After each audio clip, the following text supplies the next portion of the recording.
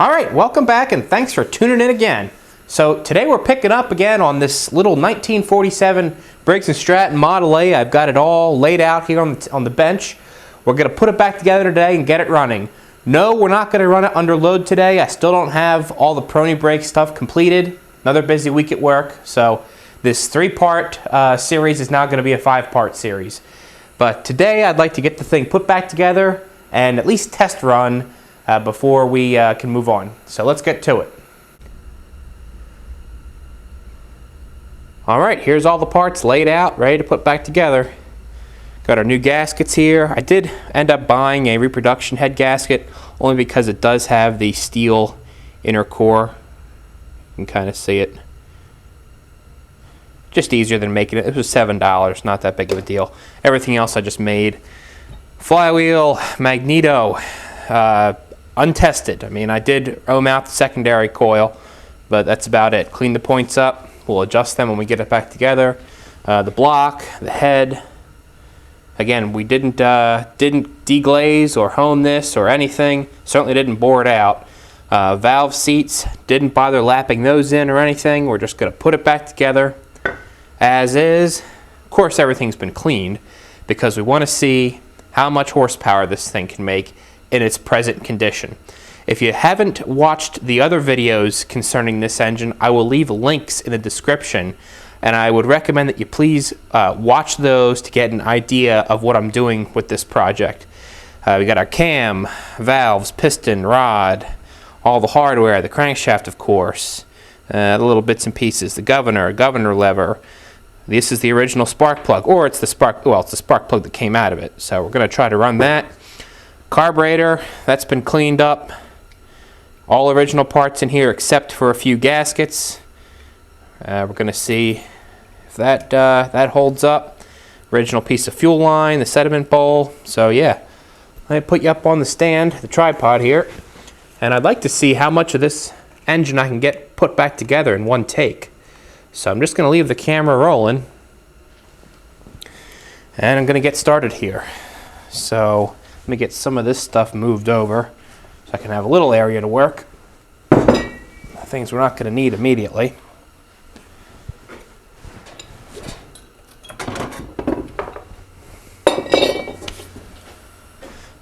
Cylinder head we're not going to need immediately. I'm going to start at the block.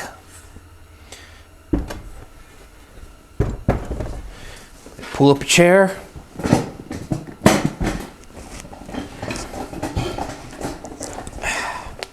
All right, everybody comfortable? So we're going to get to work here.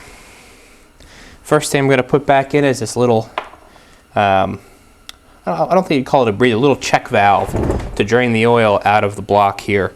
So I'm just going to put a little bit of thread sealer on this.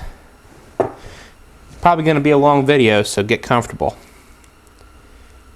And I may run out of things to say, so there may be some awkward silence here. But don't worry about that.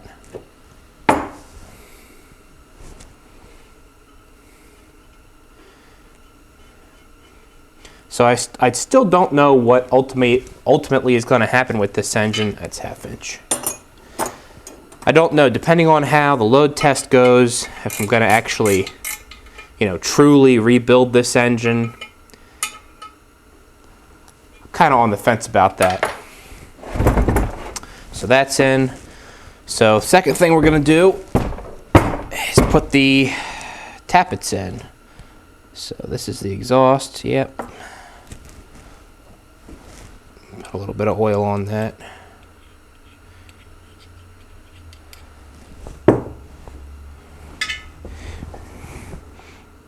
So, I mean, as you can see, this engine needs literally everything mechanically. It needs cylinder bore, new piston and rings, connecting rod, either connecting rod repair or new connecting rod. The crankshaft needs to be ground. So this would be a pretty expensive job to have done. A lot of it I could probably do myself. I could probably set it up to bore the cylinder on the Bridgeport. But like I said, it's a Briggs and Stratton Model A. It's not a super rare or desirable engine, but it is an old Briggs engine. So it's got that going for it. So popping the cam in now, we got the pin set. I don't have the brass hammer with me. Where's my regular hammer? We'll just use the regular hammer and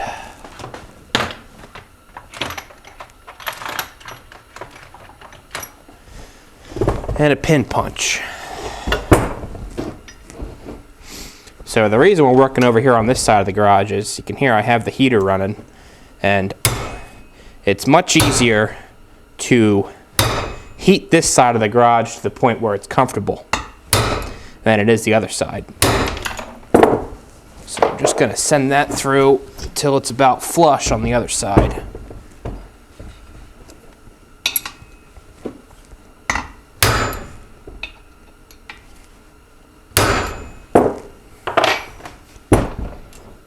And a little bit more.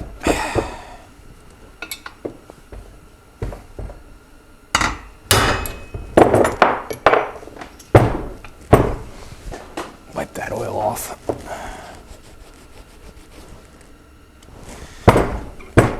One more strike should do it.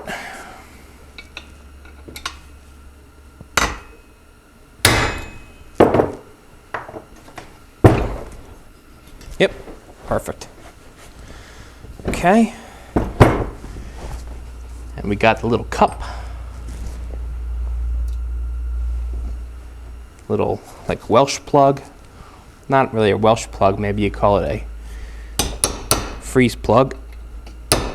Just set that in till it's below the surface. I think in the manual they call for you to use some kind of sealant on that. But we're not really going to worry about that on this engine. If it's got a few leaks, it's not the end of the world. Set that hammer aside. Okay, so cam's in and the tappets are in. I think we'll put the governor gear in next. That's sitting right here. It's all been cleaned up. Put a little bit of oil on the weights there.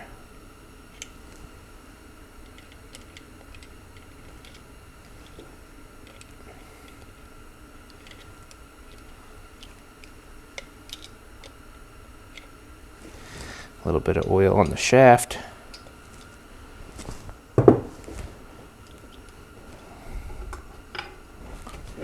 See that?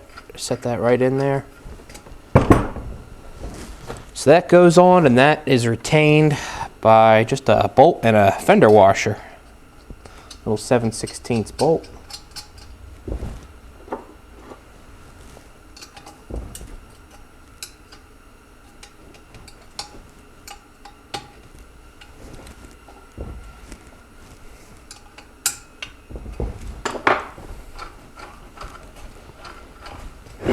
Okay, so that's done. Now we can put the little brass bushing for the governor shaft in. I'm not going to bother with any kind of sealant on that. What is that, 5/8? Let's see. Yep.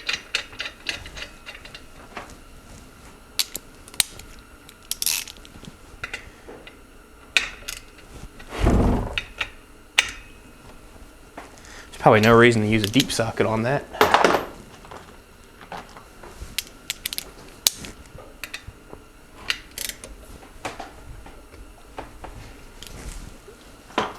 No reason to over tighten it either. Okay. So then we'll put the little governor lever in there. A little oil on that. A little oil on that.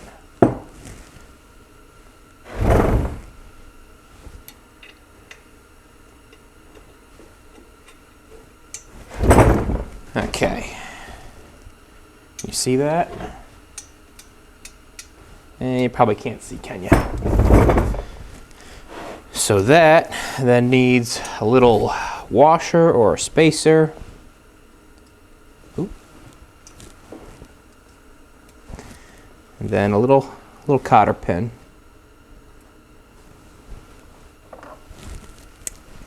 Little cotter pin holds that in.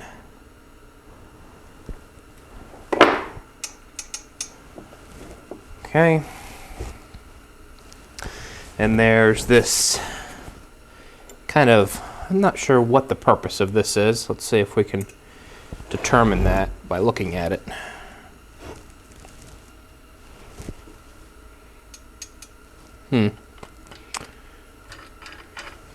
Yeah, I'm not entirely sure what the function of this little tang or bracket is. It's not really apparent.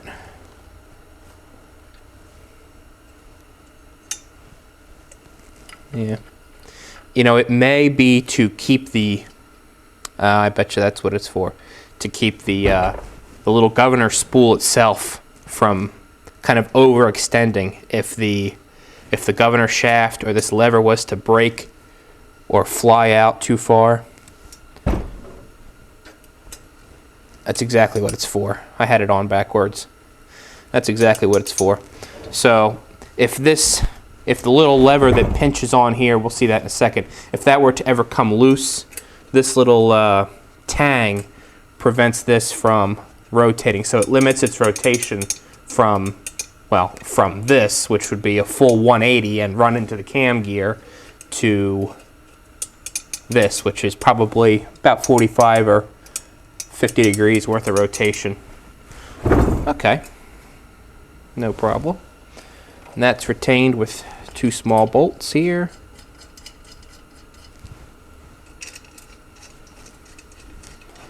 What are they, 1/2 inch?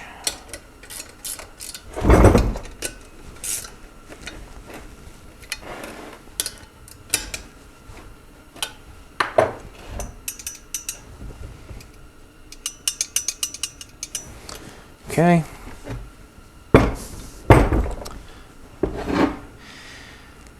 All right, for right now, we'll go ahead and just put the governor arm lever, or the lever arm, on the governor shaft. It's not going to be adjusted or anything. We can't do that until we put the governor or the carburetor on, but I'm just going to set it on there to kind of clear the table. Got one little screw. Actually, I put that screw in while it's off, just make it easier.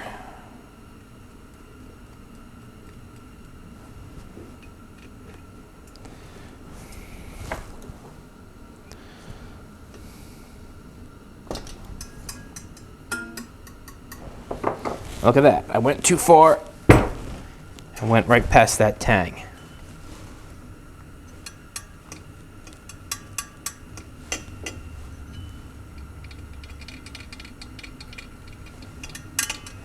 That's better. Not much to that. All right, what's next? Well, I guess we'll put the crankshaft in, and then we'll spin it over and put the piston and the connecting rod together and set that in. So I put a little bit of oil on the crankshaft, PTO journal here, a little oil in the PTO bearing.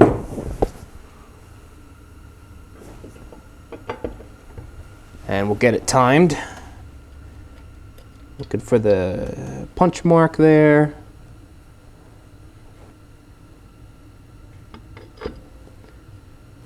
That's it. That's all timed. We'll put a little oil on the gears.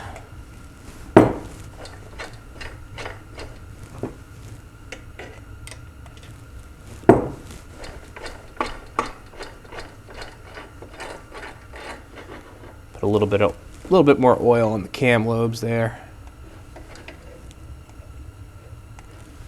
Okay. All right.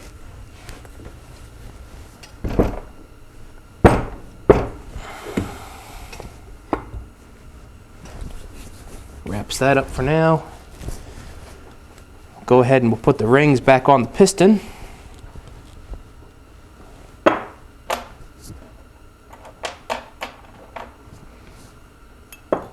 These rings are pretty well worn and pretty flexible as well.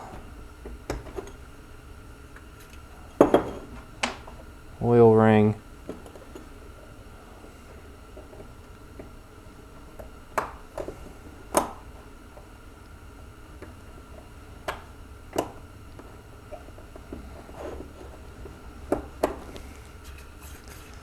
second compression ring, and top compression ring.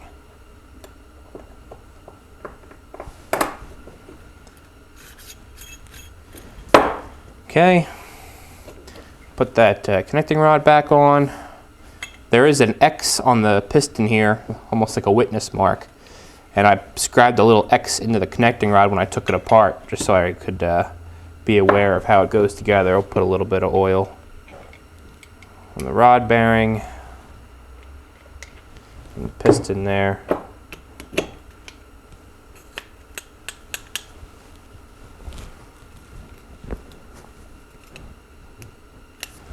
Should probably get a fairly clean rag.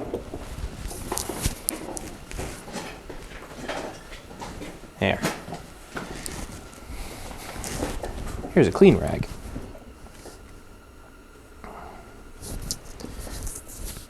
Ooh, getting tangled up in my microphone wire here. Okay, put the little retaining clips on.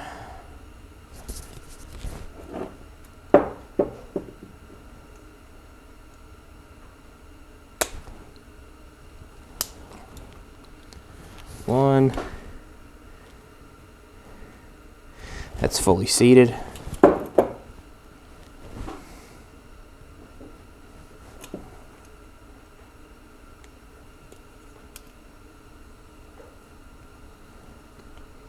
Oh, that one's fighting me a little bit.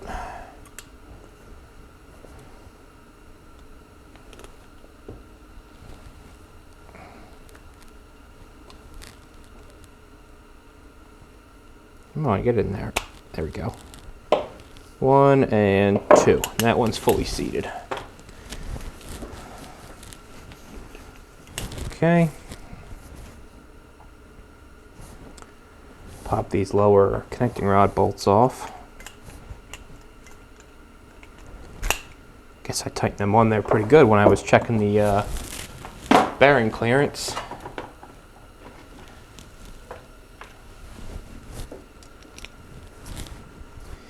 If it seems like I'm handling these components a little roughly, you have to forgive me. I mean, everything on this engine is worn out, so it's not like I'm putting together a new race engine or anything like that.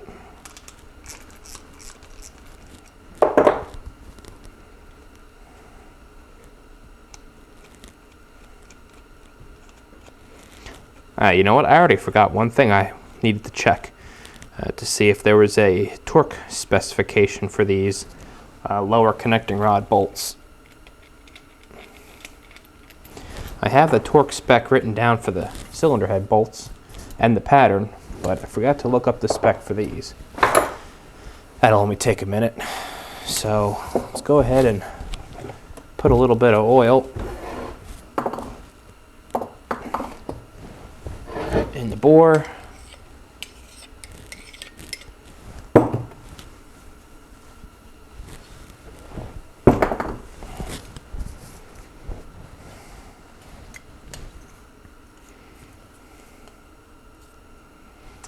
Oil the rings up a little bit.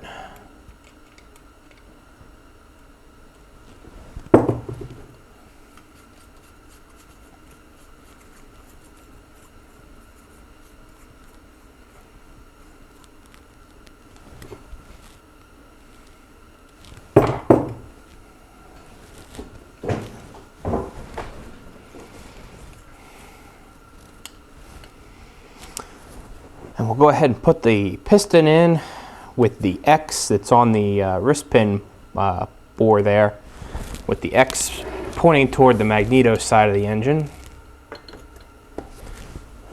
Make sure we stagger the ring gap. Put the oil ring over here.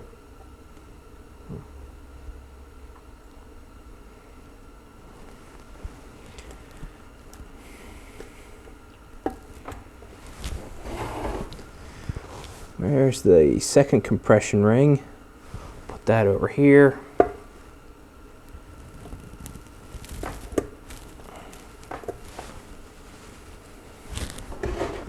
the top compression ring we'll put over here. Okay. There's our connecting rod. hanging down there.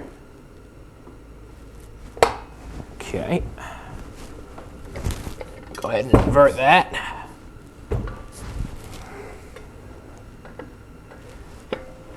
Oop, did we come out of time? We'll double check that in a sec. We just put a little bit of oil on these bearings.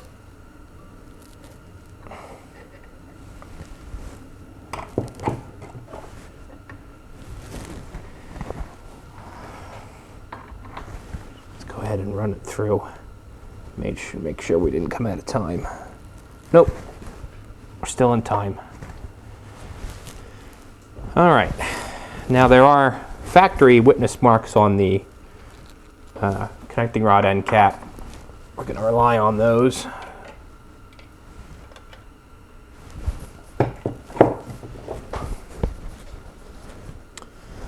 on that we've got the oil dipper and the lock plate for the bolts.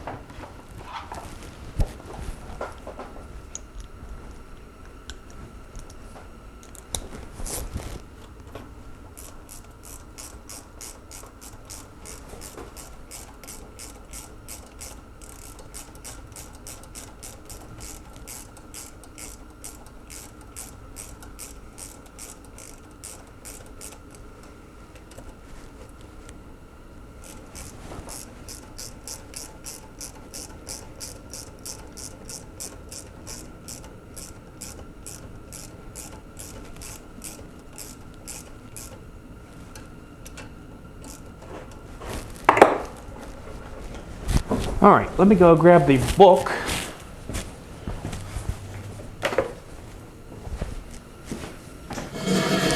We referenced this service manual, I think last video, maybe 2 videos ago. Put my hands off here and see if we can look up the spec for that. Connecting rods, section 5.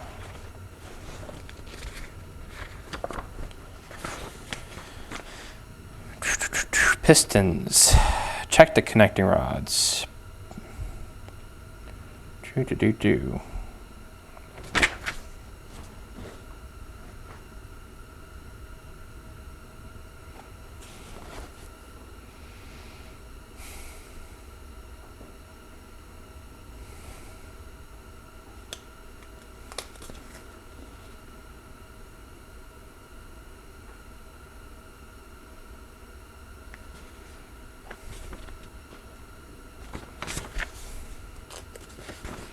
Nope, moves right on the pistons.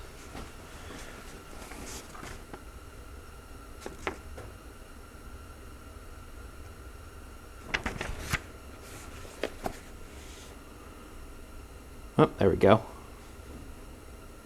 Connecting rod, screw torque, cast iron models. Model A, 140 inch-pounds. Okay, it's funny, it's the same as the cylinder head bolts. That is funny. 140 inch-pounds. At 7/16. I got my old. I'm gonna have to use the beam type torque wrench here because my little dial torque wrench only goes to 130 inch-pounds. Where is? No, we'll just use this extension here.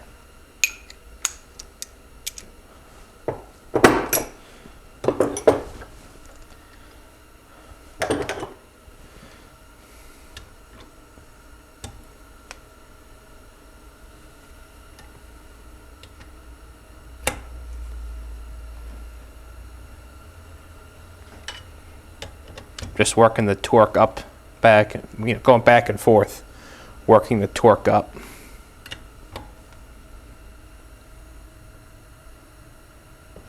There's 100.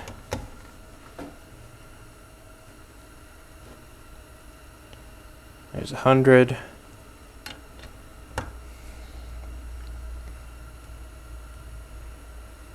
There's 140.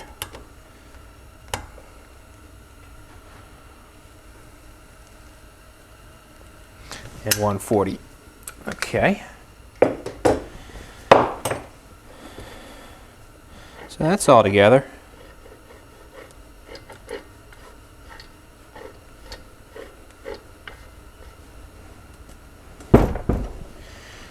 Everything seems to move freely. So what's next? I guess we could put the base on. That's a fairly large part, and that would also allow me to rotate the engine with it being up the correct way up, because I can't the other way or else the oil dipper will hit the bench top. So I guess we'll go ahead and do that, put the oil base on.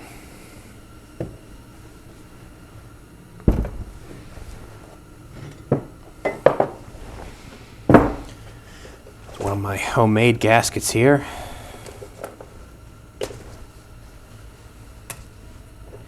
I'm not going to bother using any sealer on this engine. I think I already said that. Because depending on what I decide to do with it, it may be coming back apart.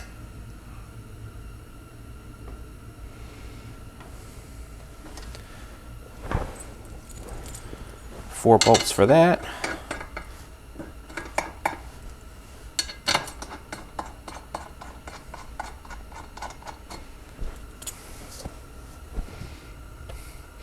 Funny, I was just saying to myself the other day how there's not too many little parts to these engines. They're pretty simple, but I'm looking at the bench here and I'm thinking, you know, there's quite a bit of parts, little odds and ends in one of these old engines. I think more so than on a modern small engine. You know, thinking about it, again, you can see why at the time, you know, two-stroke engines were pretty common in this era. This, you know, 1940s and 1950s, in the small engine world, I should say. Two strokes are pretty common because you can see all the parts that go into one of these four-stroke engines. You know, the cam, valves, things like that. Governors tend to be a little bit more complex on four-stroke engines. See why there might have been some real competition for the two-stroke market, or for the four-stroke market, in the form of the two-stroke engine.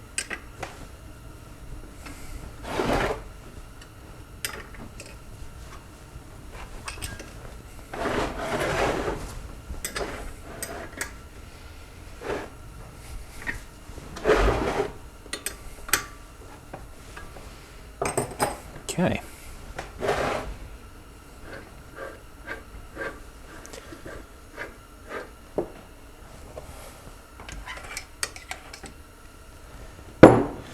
All right, so what's next?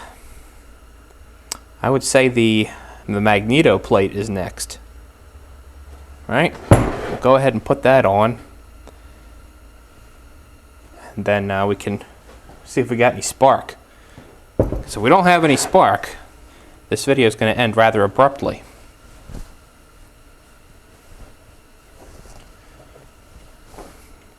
Little oil on that bearing journal.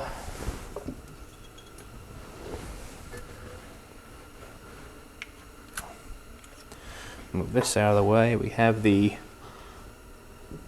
points plunger here. I'm going to put a slight amount of oil where the points plunger rides and some oil on that bearing.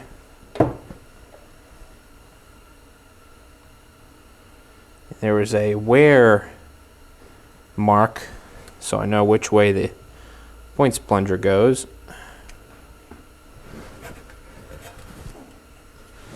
Okay, we have a gasket for that, of course. That's this small paper gasket, 15 thousandths thick. Now I already test fit this off camera to know that I needed that 15 thousandths gasket.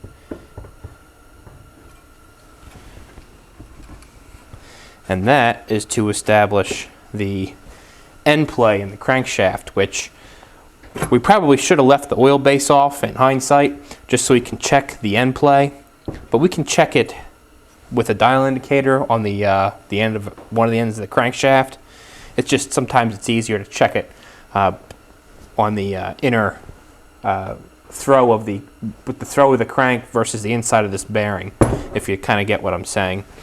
But we're not going to check it on camera. I checked it earlier. With that gasket, 15th thou gasket, we have 12 thousandths of end play, which is 4 thousandths past the max spec.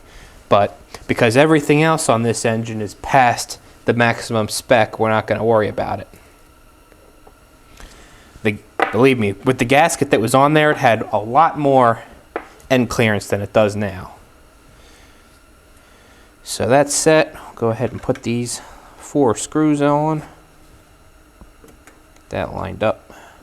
I did put a new piece of spark plug wire on this engine, just so we're not fighting ignition trouble. Well, in the form of an intermittent spark plug wire.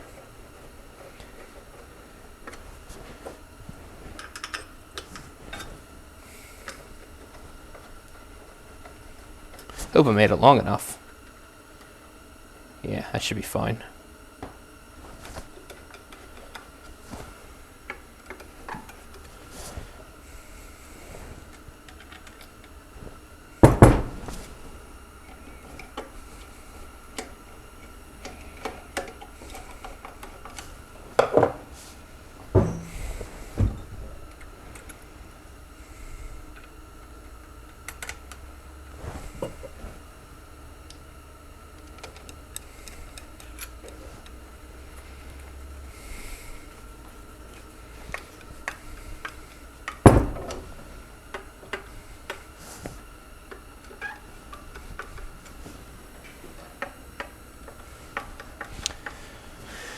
Okay, let me grab a larger screwdriver that fits that slot a bit better. Tighten them down.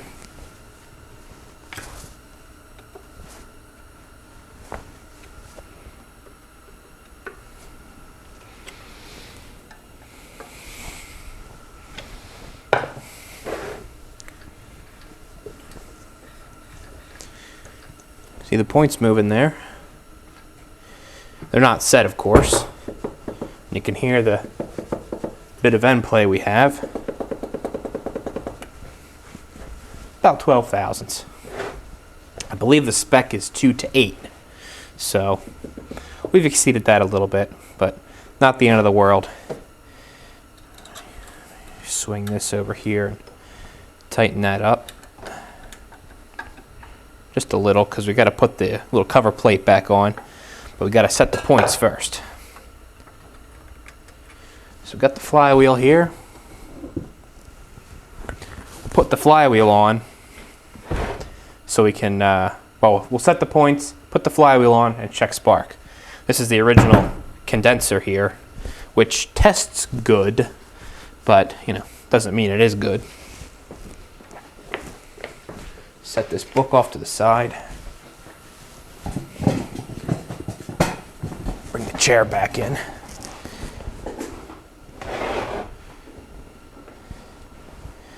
We'll rotate the crank so that the points are fully open, which they are now. Lean this thing back. I got two 15/64 wrenches here. The stationary point is threaded into the Magneto backing plate, so we're just going to back that out.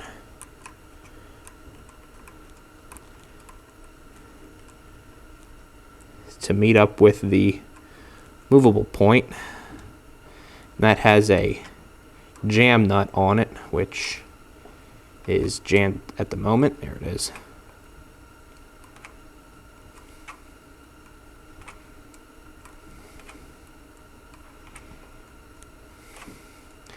I should call it a lock nut, not a jam nut. And points gap is 20 thousandths.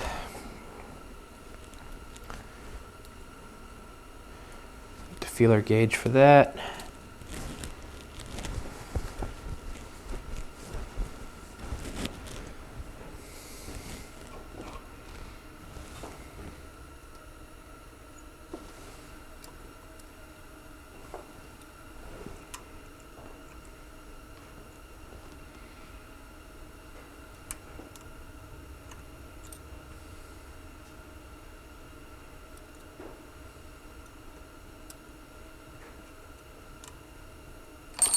Oop, don't lose that.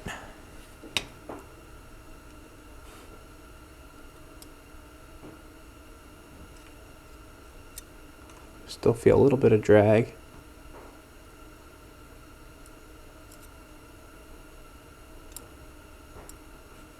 All right, call that 20. See if we can tighten that lock nut now.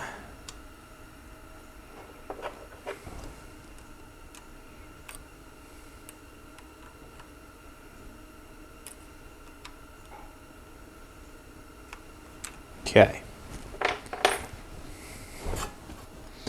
Make sure they open and close.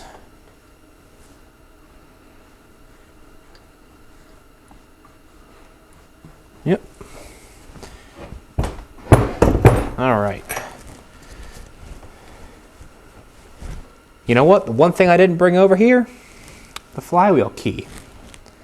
Let me go run over to the other side of the garage and grab that. The whole reason I'm working over here anyway is because it's bitter cold out today, and it's a lot easier to make this side of the garage tolerable with the heater than it is the other side. Okay, let me go grab the flywheel key. I'm going to let the camera roll. I'm going to run over there and grab it.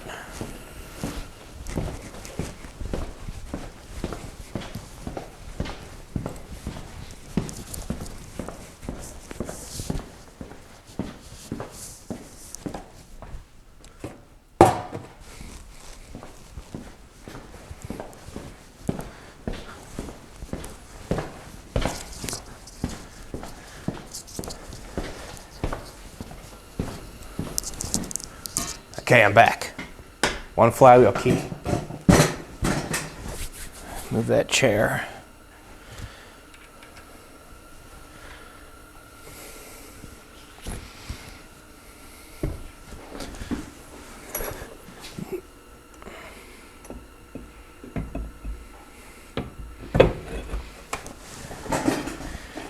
Okay. Oh no. It's rubbing.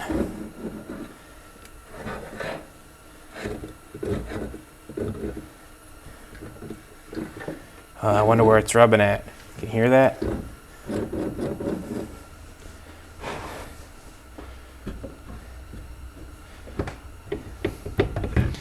This happens on some of these old Briggs engines. These pot metal flywheels warp. Never had it happen on one of these, on a Model A.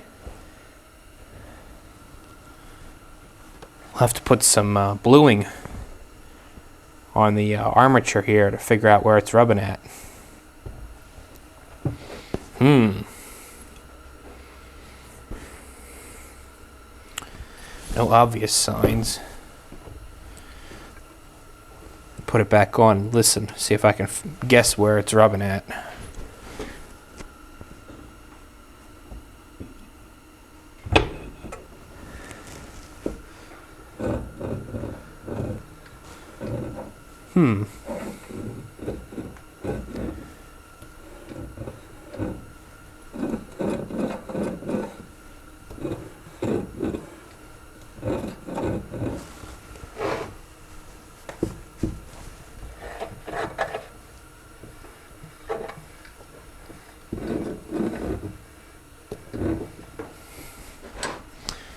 Can't quite tell.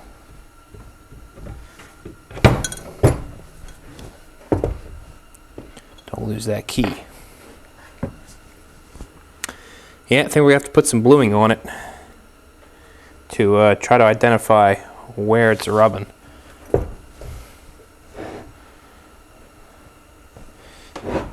It's not rubbing on the backing plate, is it? No. It's only very slight.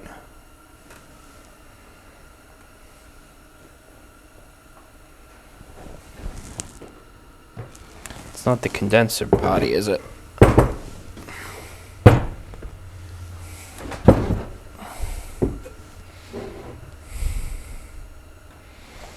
Try to move that a little bit.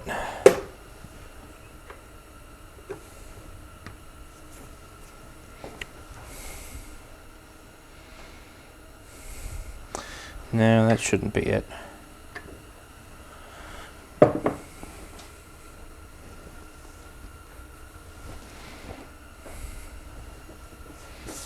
Definitely feels like a solid metal on metal.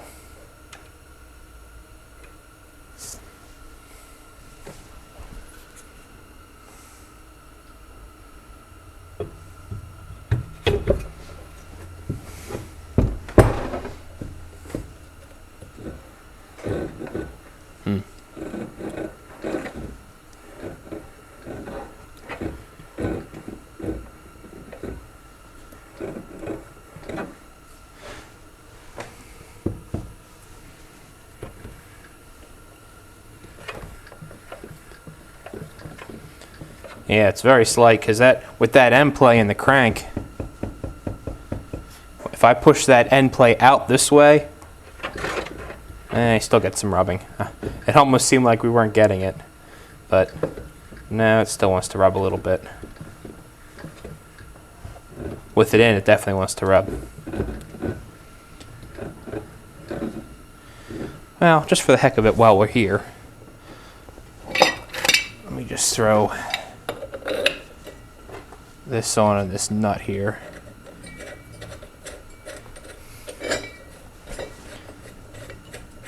We'll check for spark real quick. Curious to see. Oh, don't have the right size wrench here for that either, do I? Darn it. All right, hang on.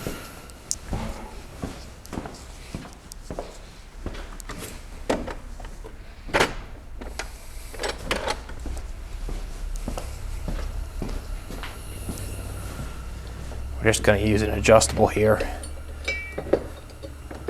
Or are we? Looks like I didn't run a tap through that nut either. Remember I was banging on it to get that flywheel off? Seems I might have mushroomed the end of that nut. Ah, geez, this video's going awry.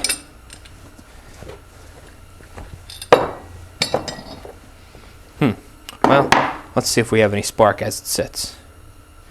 We'll just kind of hold the flywheel steady on there. We'll check with the original spark plug. See if we have anything. So if we don't, we got bigger problems. Maybe not necessarily bigger problems, but other problems. Oh, there it is.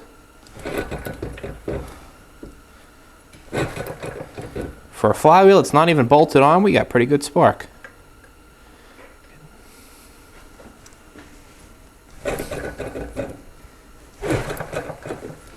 Okay. Well, that's good.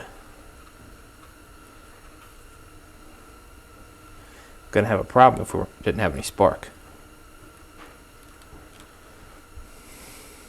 Well, I guess that's where we cut the video, and I work on determining what that rubbing is.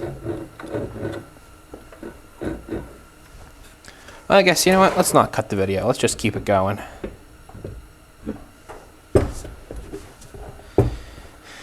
Take that off, set that there. Yeah, it's only rubbing slightly because I can't see any marks. Where's my bluing at? It should be right up here.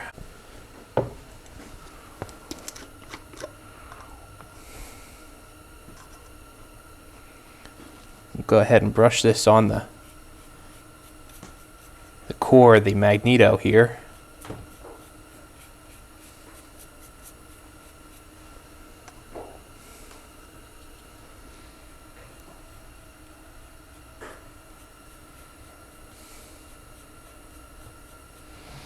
As well as the magnets.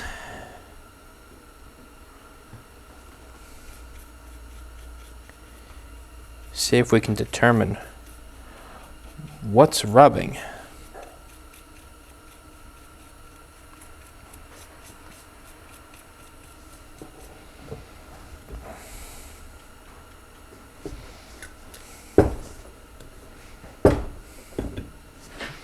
This will take a minute or two to dry.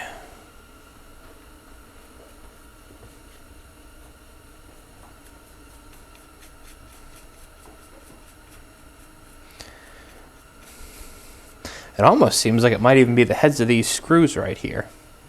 It's hard to say. I'm going to put a little, well, not a little. I'm going to go ahead and put some on the inner face of the flywheel here, along where each magnet is. See if maybe it's those screw heads.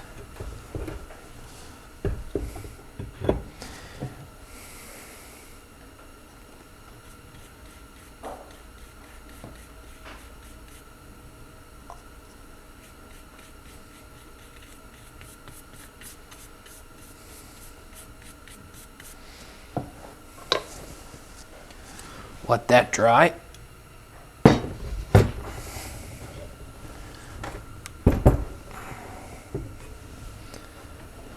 Put a little bluing on the bottom of the armature here.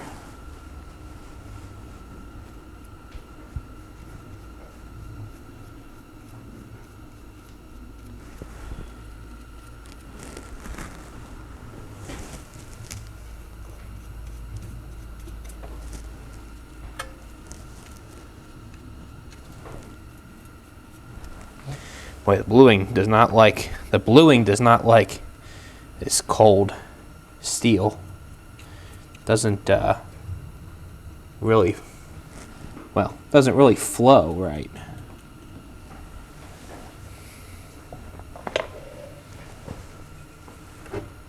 It's not that cold in here.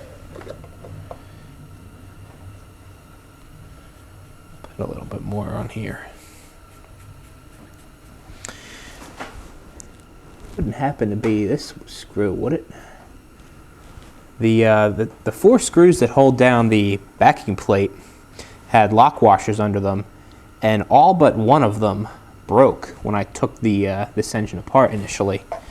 So I used modern 5/16 lock washers, and I'm wondering if they were just a little bit thicker, and they're causing the screw heads to stick up a little bit more proudly. Maybe that's what's hitting the flywheel.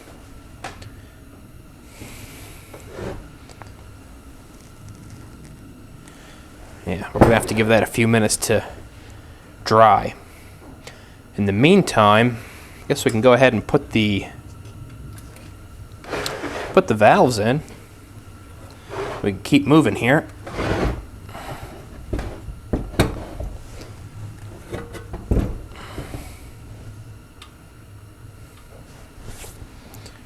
Tappets.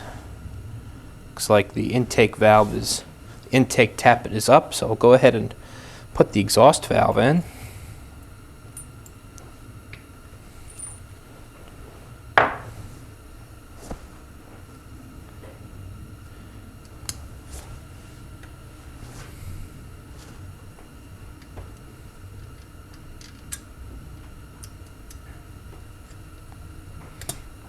Might be easier to do this way.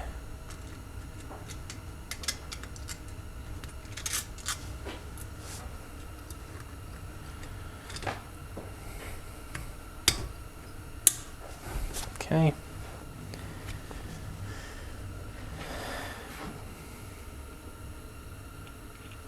I should have my valve spring compressor around here. Actually, I think the tripod is blocking the toolbox that has the valve spring compressor in it. So you're gonna have a little bump right here while I move you. There we go.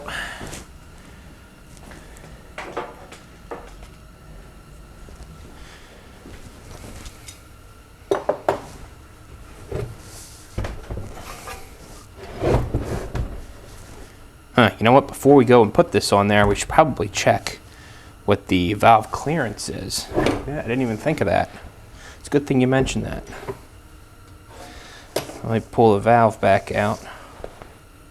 And the spring. This will be a lot easier to do without the spring in place.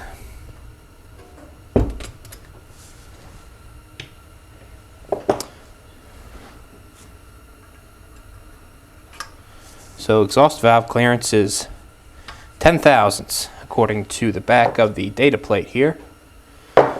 Looks like we are well above that. Let's see, I got the 20 thousandths feeler gauge out. The intake tappet is up. Wow, we have a lot. The 20 thousandths feeler gauge sails right through there.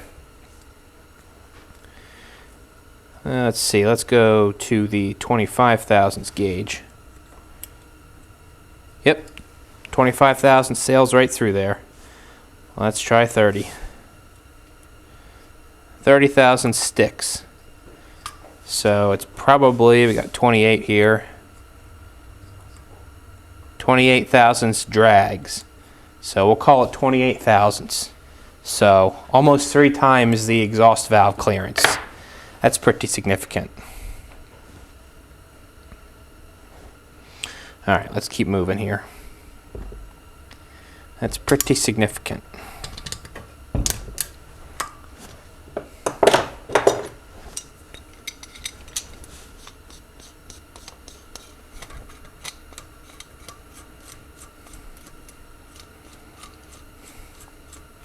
It's just a worn out old Briggs engine.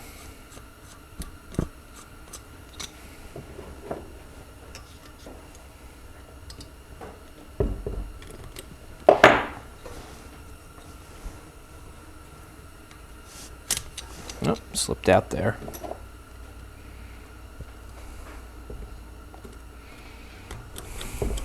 There we go.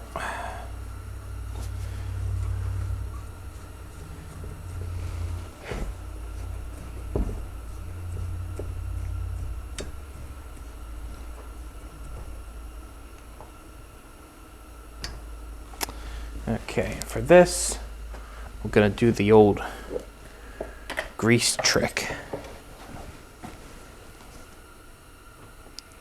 Just a little blob of grease in here.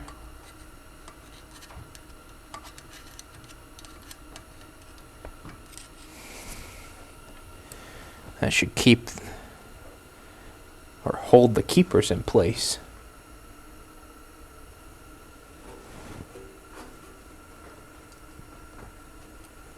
Keep the keepers in place. 1.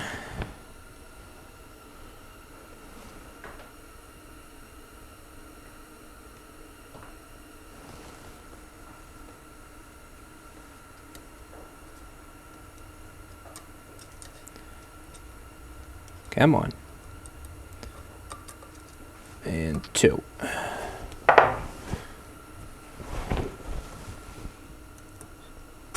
Come on, stay in there.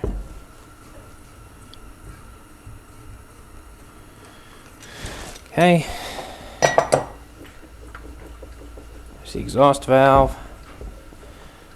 Let's get the exhaust valve open and we'll check the intake for clearance.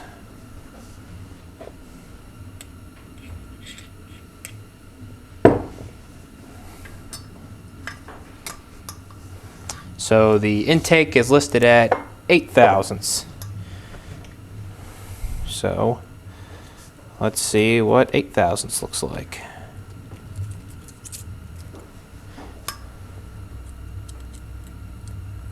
Aha, we don't even have 8 thousandths here. Now, it doesn't come as much surprise. You look at the face of this valve. I think I've shown you this before.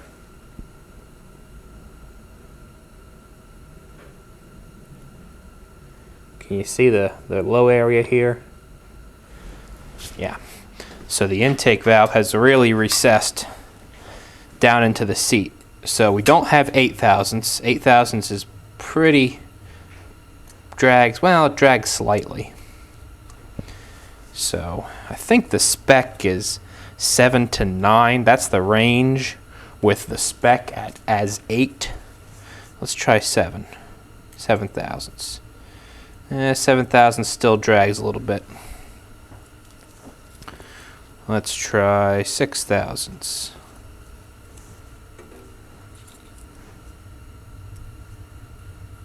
Still drags a little bit. About 5 thousandths. Yeah, almost nothing. I can feel it ever so slightly. How about 4?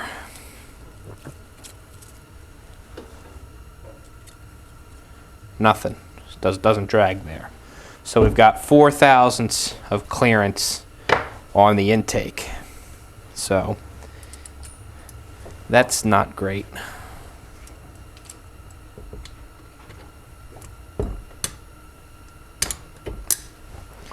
But I'm sure it'll run.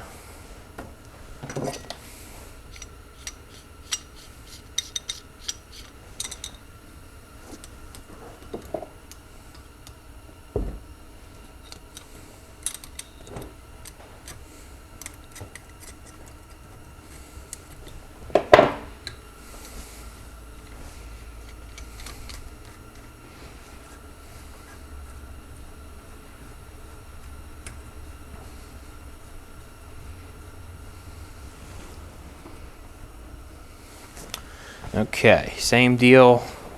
We'll put a little bit of grease on the valve stem. A little bit more than that.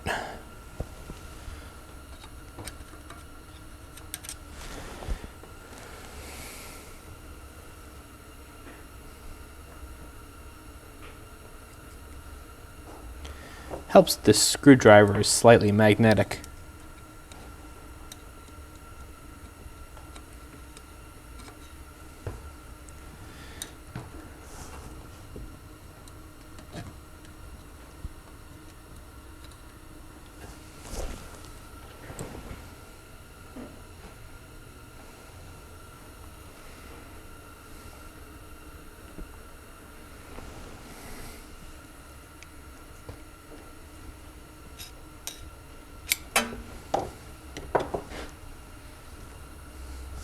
Go.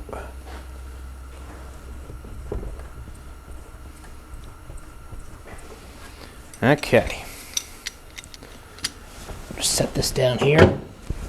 So the valves are on. Valves are assembled. Put a little bit more oil on them. And since we're here, we'll just go ahead and put the cover plate on.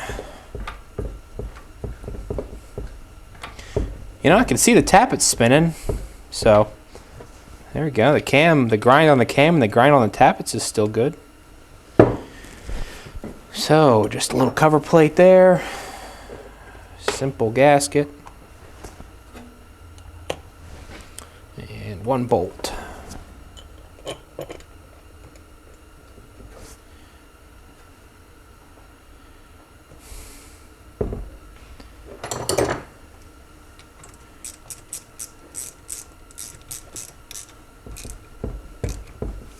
Okay, get this grease out of here.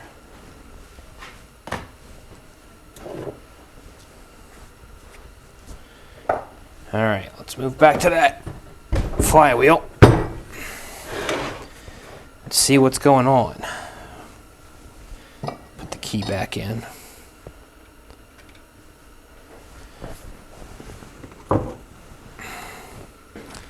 So the bluing's dry now. See if we can figure out what is rubbing.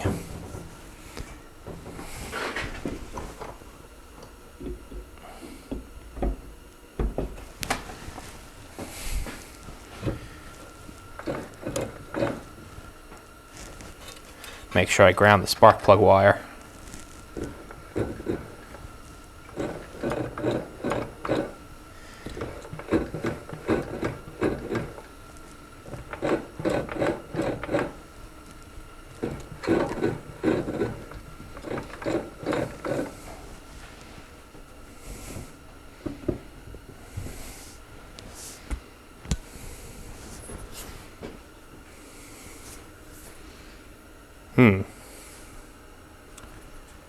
I can see the slightest evidence of something dragging right here.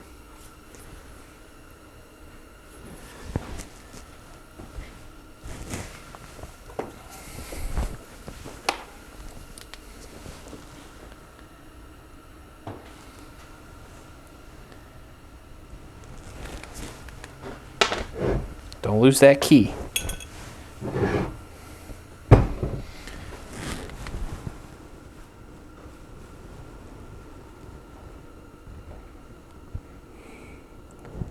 Wow, it's very, very slight. It's definitely not the heads of these screws. They haven't been touched. It's not the screw here that holds the mag down, or that holds the backing plate down.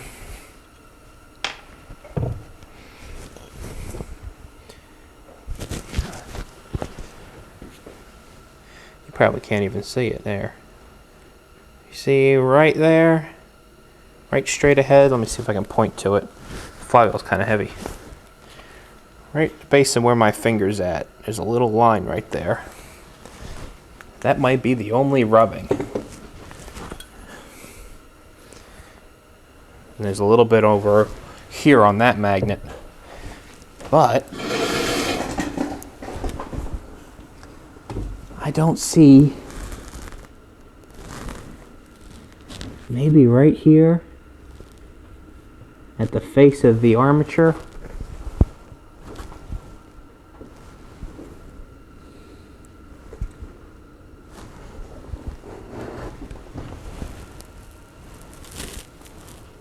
On that leading edge.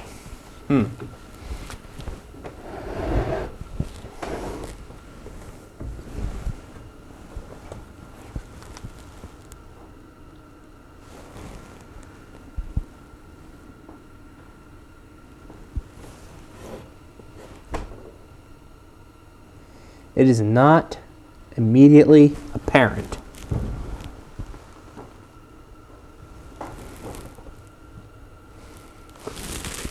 You know, it's so slight, it's almost like a chunk of dirt or something stuck to the magnet.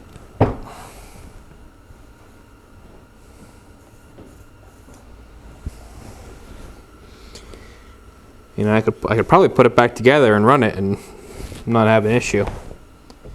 But I think what we're going to end up doing is we'll just run a file on the leading edges here, and here, these four corners, and see if we can knock down a high spot, because there's definitely nothing here.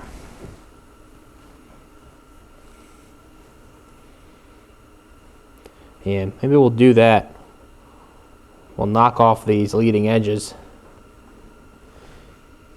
even though that's not the greatest thing to do. A little bit won't hurt. Or we could take a drum sander and clean this face up a little bit. Take a little bit of material off there. Don't know if I want to do that. Take one of these little files here. Grab a not so clean rag.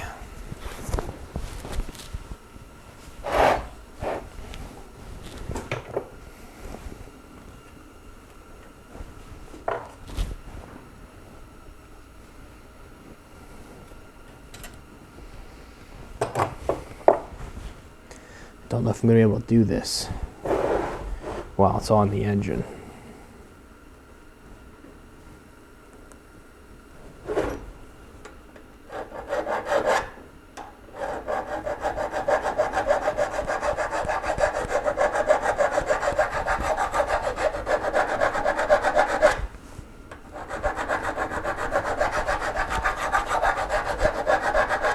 This is one of these diamond files.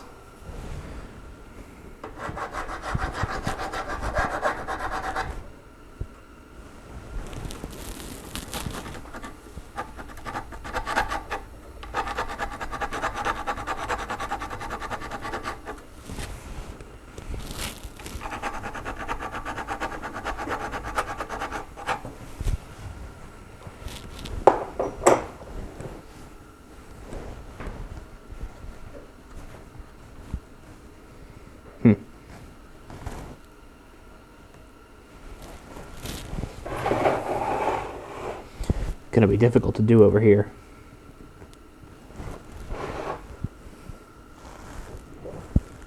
Or you know what? Is that it right there?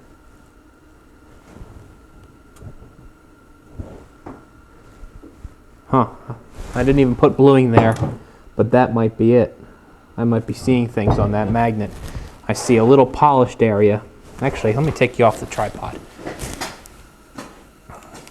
Take a look at this. See a little polished area right there?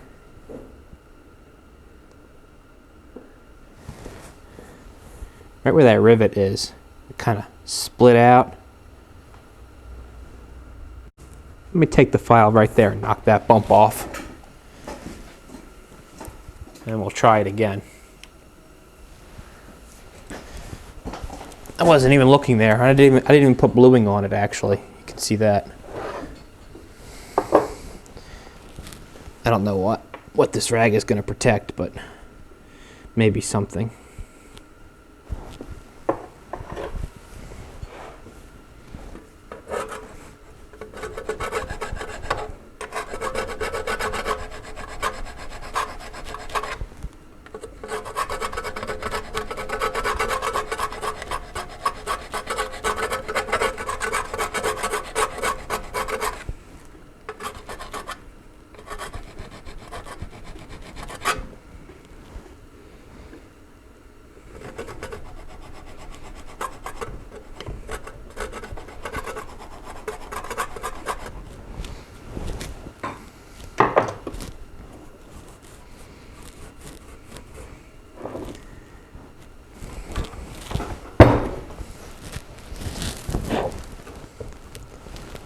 Not rubbing anywhere else along there, is it?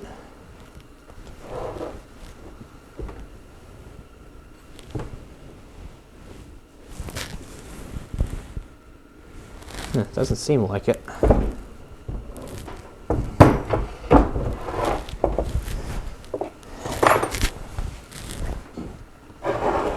Let's see if we changed anything.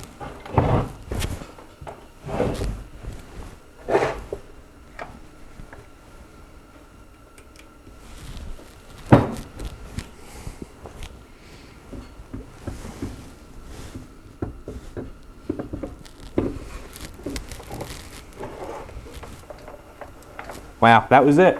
Huh, how about that? Gotta make sure that wire's grounded. Wow. Okay. I was worried for nothing. Oh, that's good. All right. So where do we go from now? We got spark. Let's just verify that one more time before we put the points cover on and button the mag up. Just snug this top of the spark plug up here.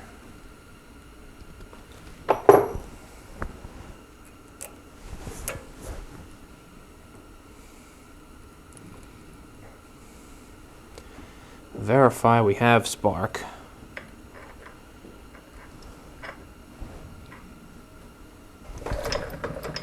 Yeah.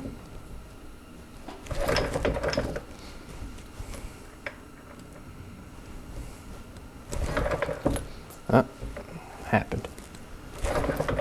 Oh, there it is. Yeah, there's spark there. Okay. That's good news. The flywheel's not rubbing. This video must be getting pretty long already, huh? Gonna be a long one. I wasn't lying to you.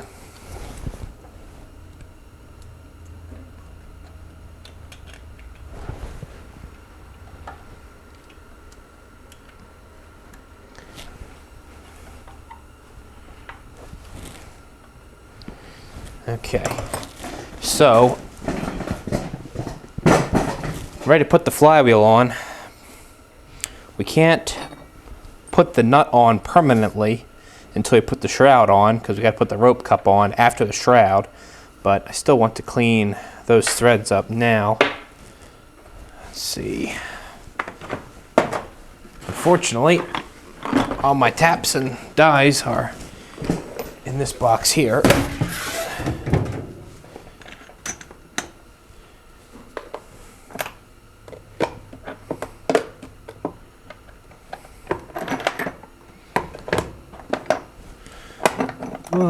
is that?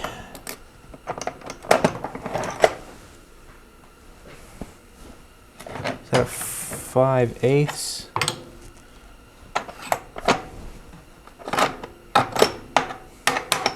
I'm gonna have to find the correct tap for that. I think that's a 3/4 something. 3/4 fine thread.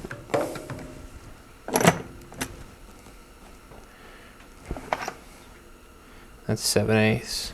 All right, let me find the tap for that. I'm gonna have to cut the video here.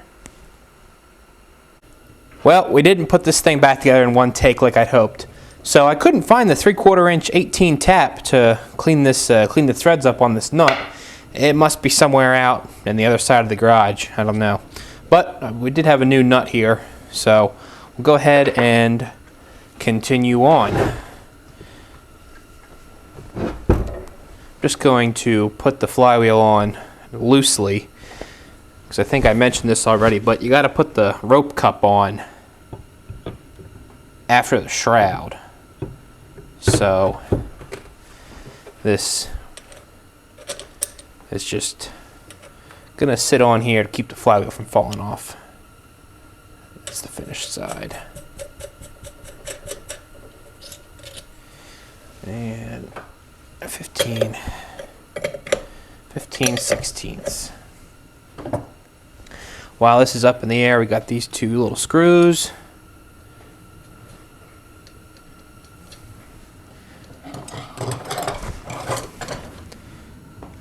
Got about 8 different screwdrivers out on the bench for this job.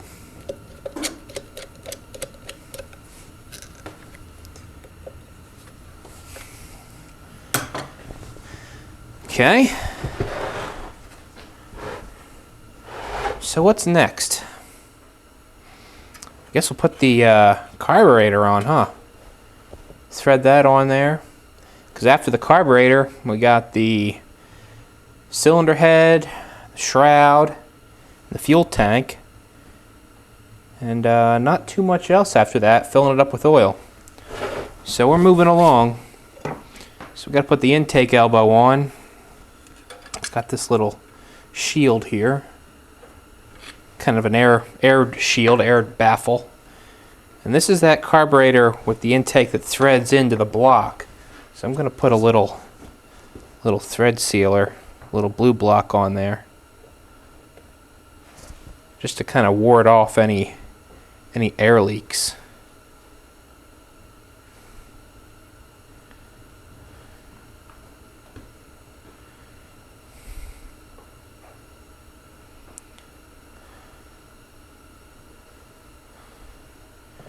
I think that's more than enough. In fact, let me wipe off this excess.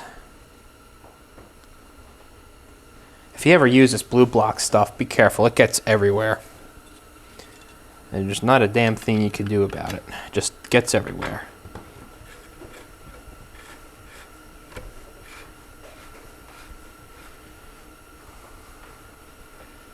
So we'll thread that in, and right about till it stops, I'm going to back it off so it's sitting correctly. And we'll tighten up that lock nut. That's 1 1/4 inches.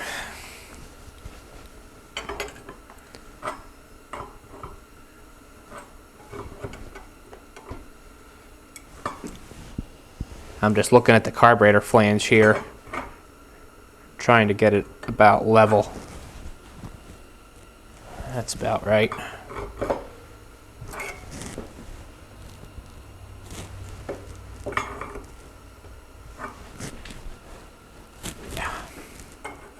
Too far.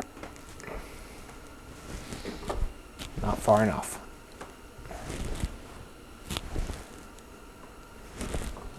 That looks good. Okay.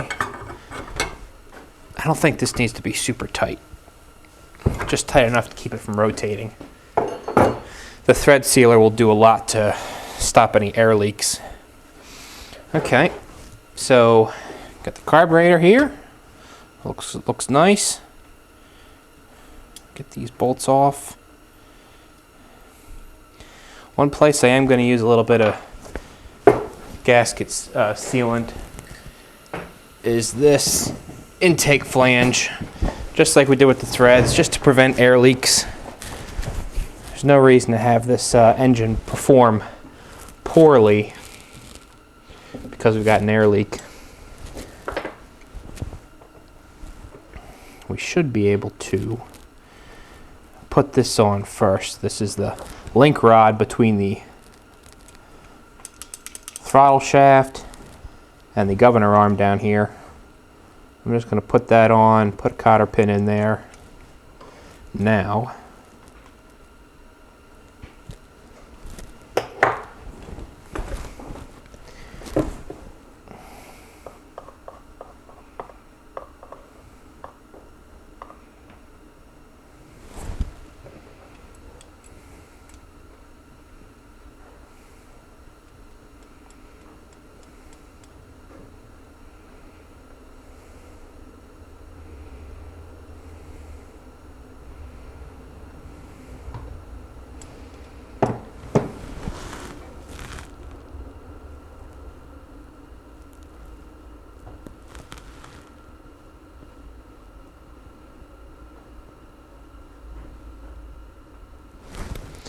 okay.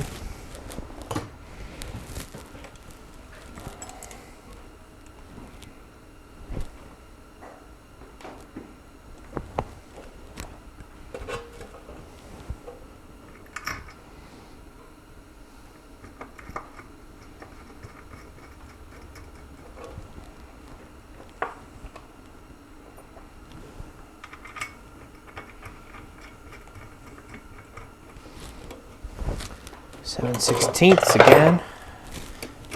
7/16 again.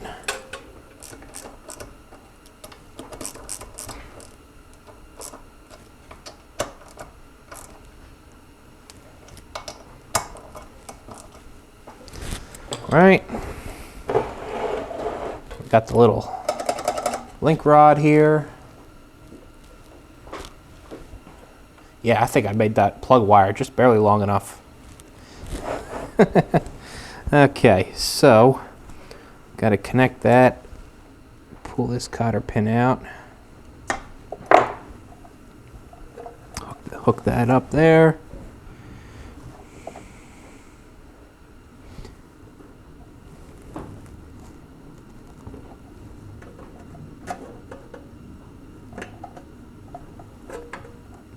Okay. Alright, so we'll go ahead now and we'll adjust the governor. So, let me loosen this screw. I didn't realize I tightened it that much. We'll loosen the little clamping screw here. So now the lever can move freely in relation to the shaft. So I'm gripping the governor shaft with the pair of needle nose here, and I can rotate that shaft independent of the lever here. So I'm going to rotate it so that the throttle is at wide open. So throttle butterfly is at wide open position right now. I'm going to rotate the shaft of the governor until I feel the little flap on that shaft hitting the nose of the governor.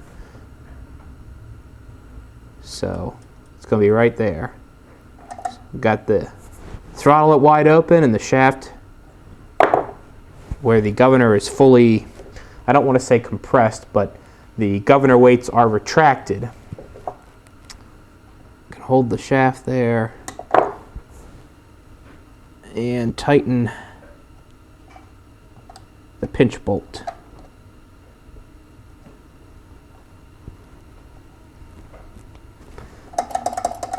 Okay, and that's a basic governor adjustment. So as soon as the engine is running and begins to come up to speed, the first thing it's going to do is try to close the throttle to slow itself down. The spring on the governor, on the throttle, is acting against that to try to pull the thing open, try to pull the throttle open. So it's the balancing act between the mechanical governor and the throttle spring. We're not going to bother with hooking that up now, because for the initial test run and really for the load test, I'm going to have my hand on the throttle directly, and the governor's going to be more or less out of the equation. So, okay, well, carburetor's on. I'm just going to put this little cap on here. Get some of this stuff out of the way. I'm jumping around here. Don't mind me. That's the filler plug. We'll just put this pipe plug in the oil base just to get some of the stuff off the bench.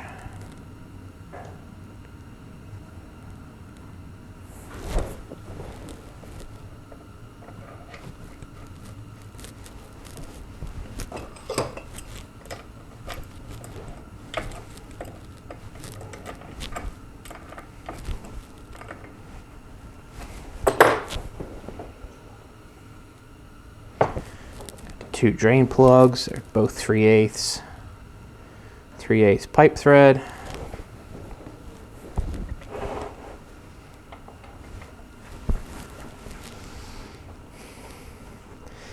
It's nice to work on one of these little small engines again.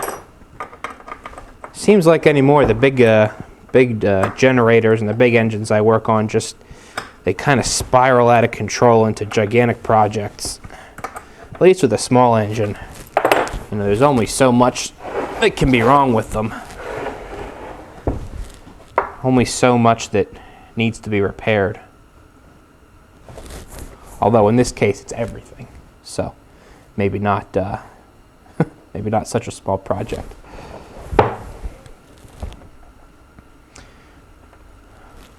Can't forget to fill it with oil either. No oil in the thing right now. Guess we can put the cylinder head on now.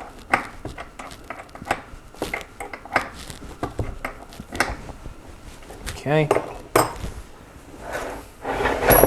Oh.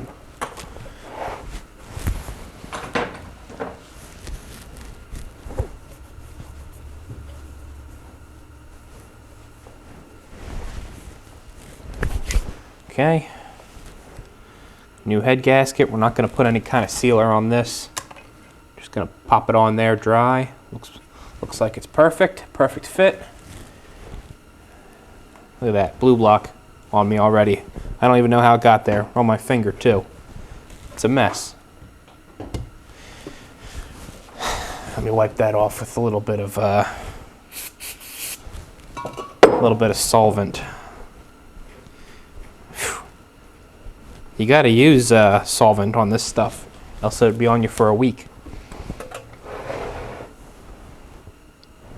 Yeah, spark plug wire's long enough.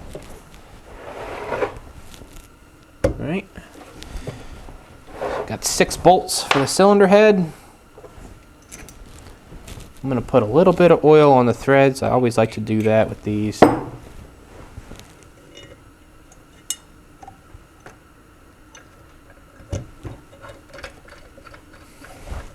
Got 3 long ones, 2 medium ones, and 1 short one. They have these little spacers on them. Just to get the head of the bolt up to the top of the head where you can access it.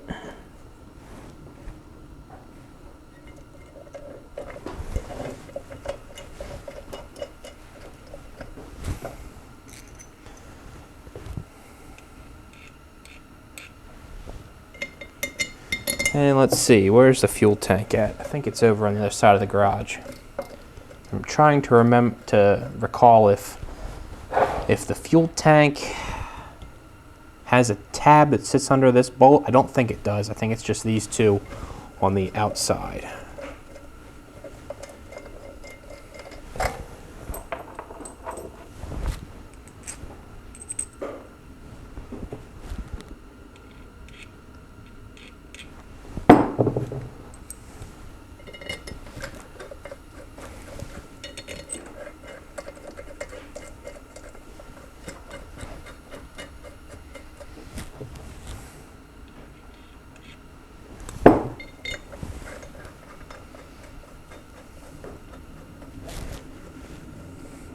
And these get torqued to 140 inch-pounds as well.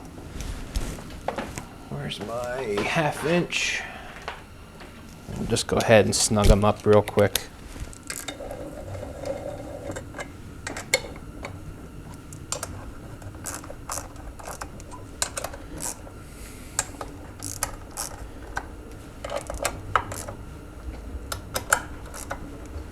Okay. Oh, plow truck just went by. It's snowing pretty good out there. All right, 140 inch-pounds again. Don't drop that. And we got a specific order as well.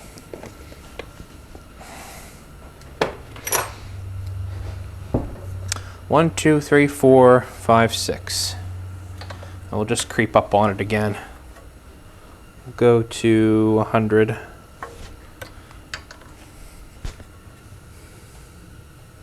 2, 3,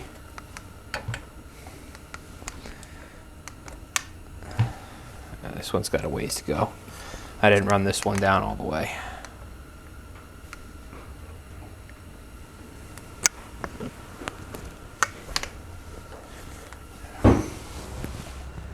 Nope. I don't think I cleaned those threads out. I probably should have. There's 100. 5.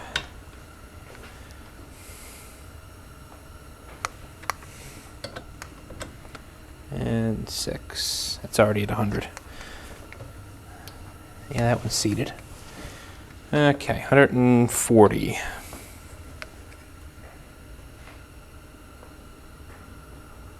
1.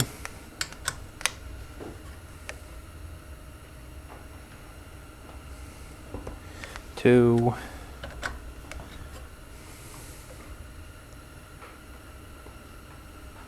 3,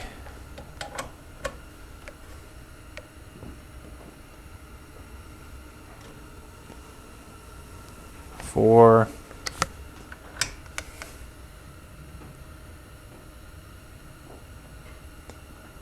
5,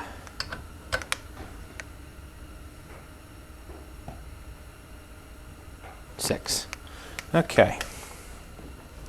Take that off of there. Cylinder head's on. Let's pop the breather in. Not much to that either. I guess we'll put a little bit of sealer on that.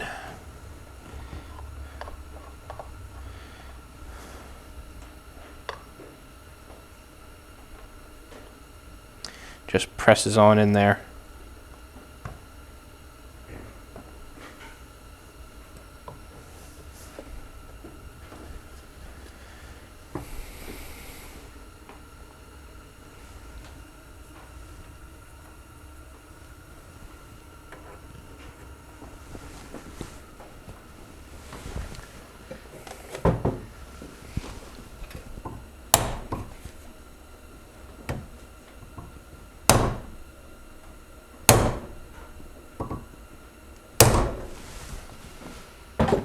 Okay, it's not going anywhere. What's next? We could put the shroud on. Might as well do that. Put the shroud on, put the fuel tank on, put the little the nameplate and the little air deflector on. Yeah, let's put the shroud on. It's another big part we can get out of the way. Take this nut back off.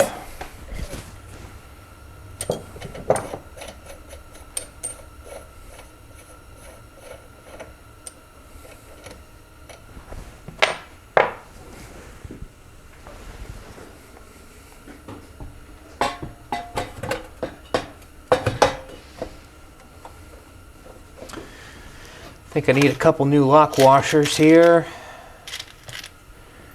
for these 2 small screws.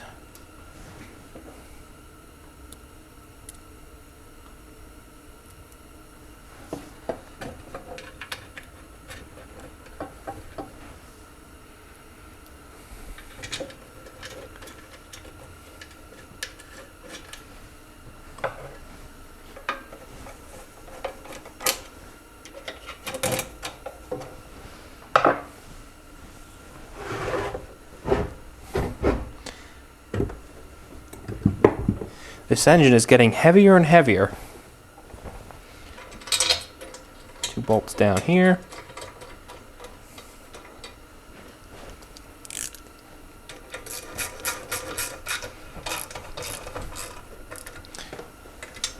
Yep, these old Briggs engines are just big lumps of cast iron.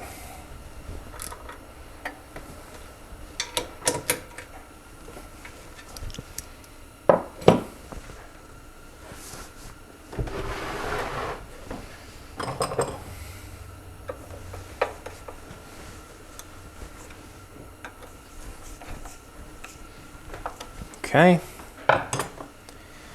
Put the rope cup on.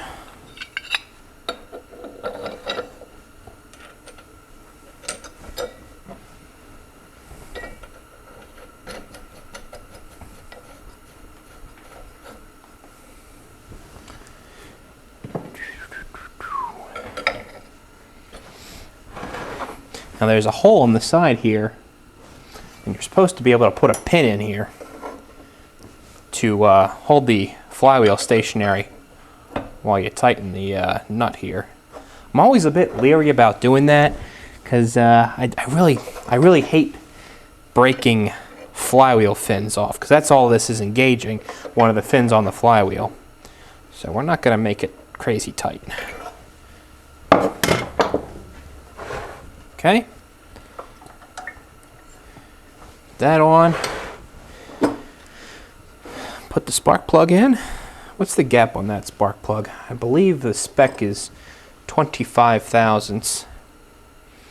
Let's see where this is coming in at.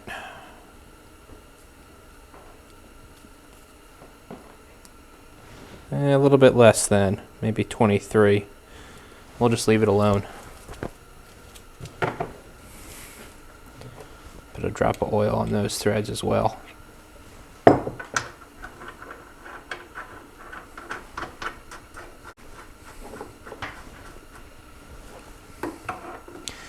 I'm curious to see, after we get a first initial run, what the compression reading is. Briggs doesn't publish a spec for that. They have the old, if it bounces back against compression, it's good. So, which, hey, it's fine by me. Just for curiosity's sake.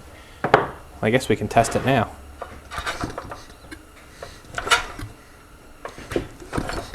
It's bouncing back. Bouncing back sharply against compression. I believe that's how it's worded in the manual.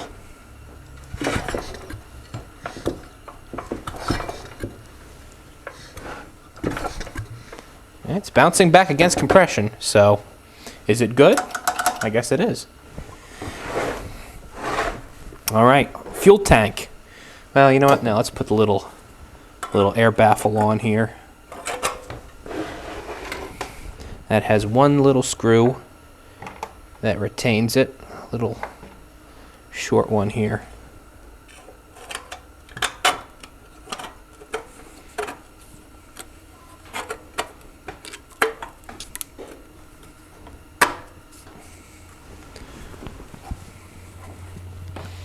And that hole doesn't quite line up. I wonder if that head gasket is slightly thinner than the original.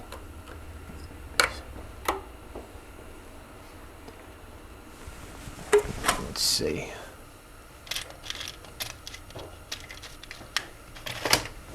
It actually does line up, but the end of the shroud here kind of sits on the face of the head instead of below it.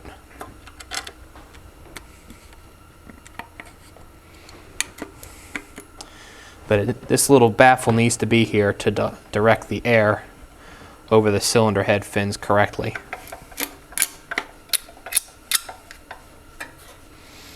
Yeah, you see?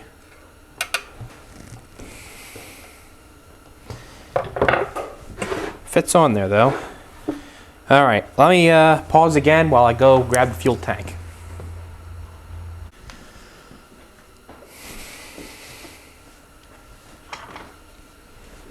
Okay, I'm back with the fuel tank, and I was wrong. It does have a bracket that needs to sit under these two head bolts. So we'll just pop those two back out. I'm not concerned with warping this gigantic cast iron head here by only removing 2 bolts. We'll just make sure that we retorque them. We'll retorque them all when we're done.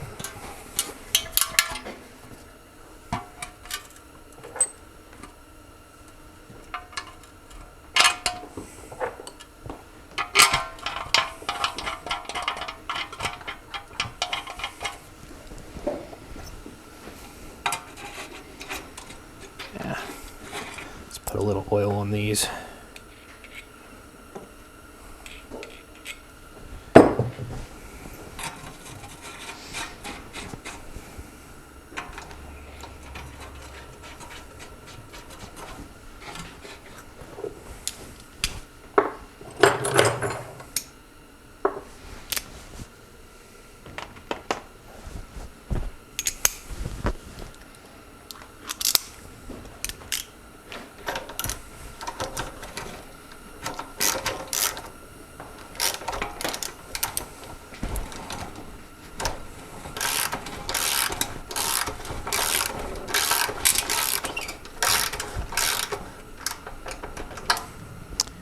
Boy, that nut, or that bolt in proximity to that shroud is pretty close.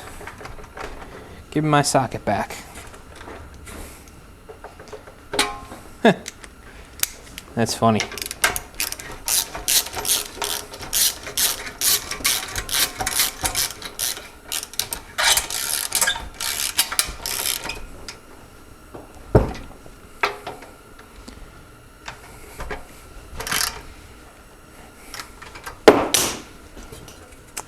Slow down.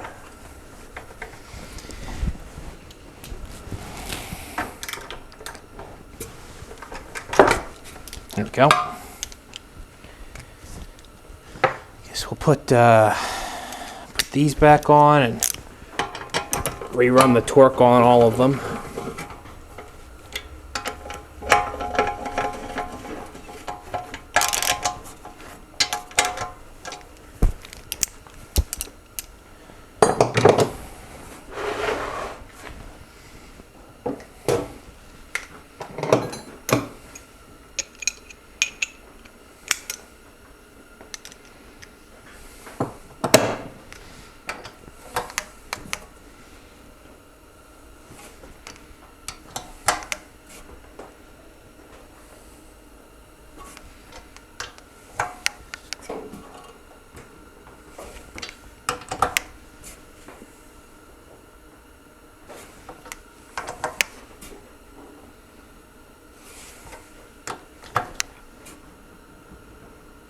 .140 inch-pounds is not a lot of torque, in case you didn't know.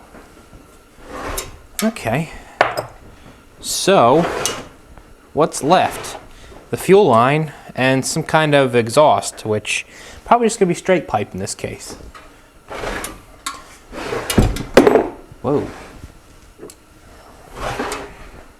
Running into stuff back there. You still in shot? Yep, okay. So let me pull the chair up again. Might as well be comfortable. This is supposed to be a relaxing hobby here. Sediment bowl cleaned up really well. I went and used the sandblaster with some glass bead media. That's what I use on the carburetor as well. Helps get all that corrosion out of the nooks and crannies.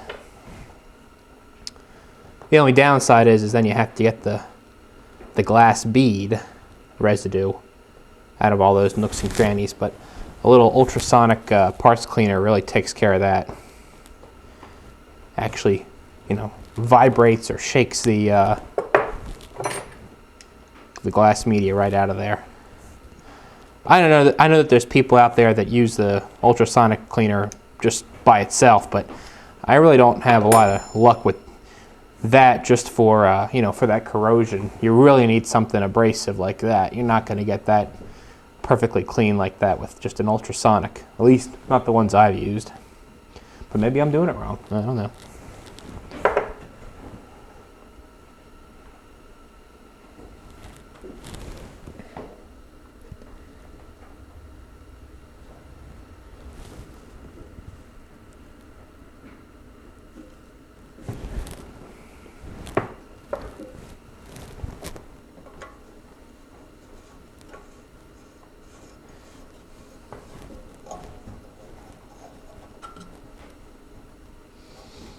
get another.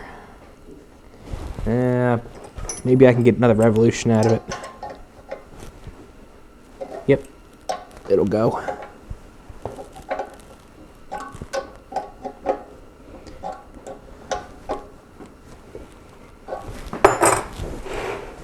So I'll put the fuel line on. That way we can get everything lined up where it has to be. It goes this way.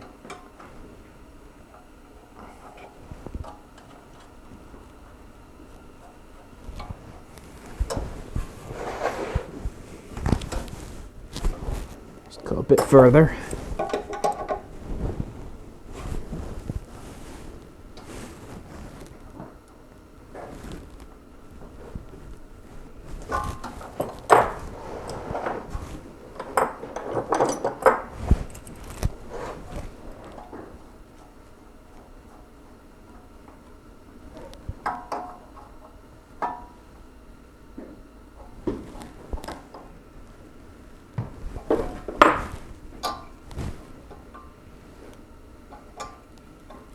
Oh, there it goes.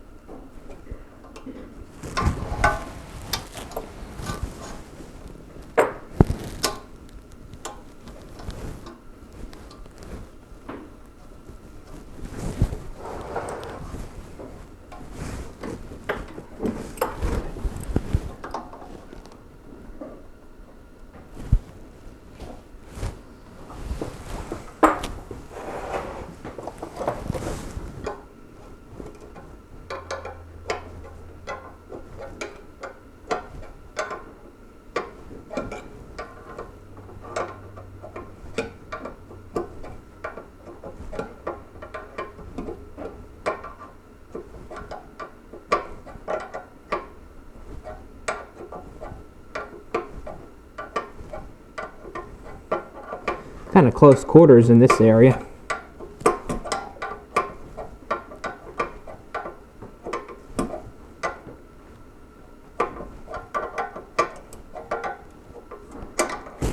So it's at 7/16.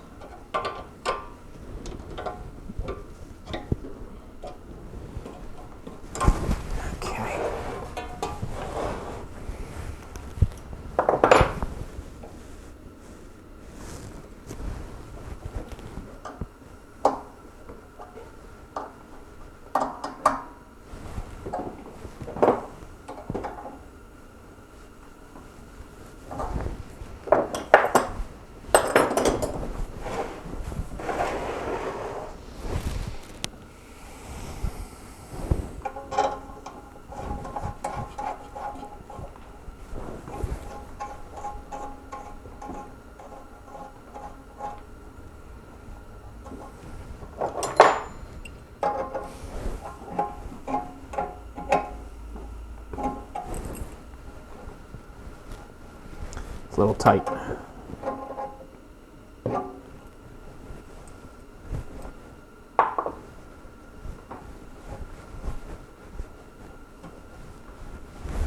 Okay. Got a little screen here. Might be easier if I turn it. Here we go.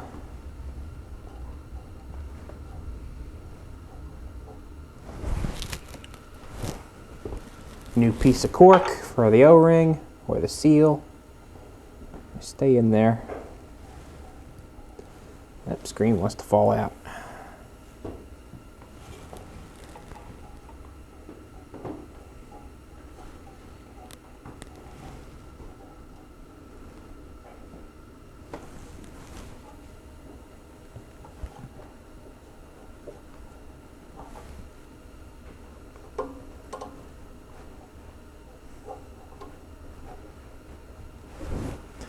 The bowl and the little bail.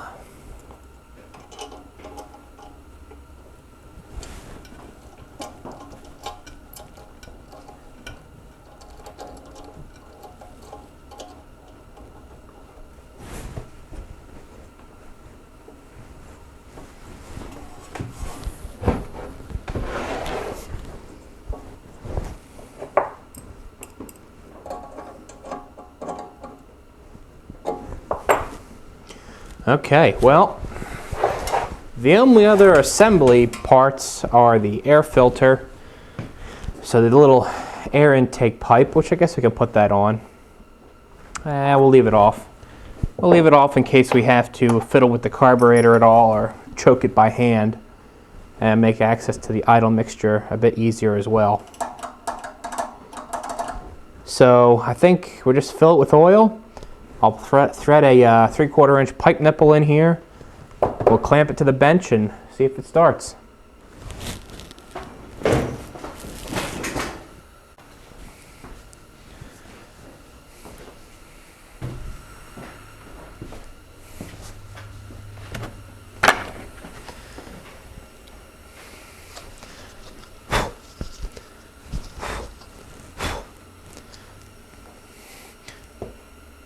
Okay, for engine oil, we're just going to use a straight 30 weight.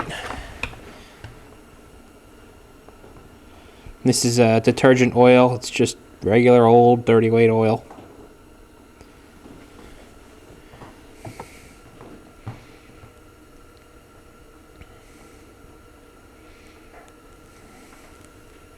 It's actually diesel rated. Let's see, what's the API on it?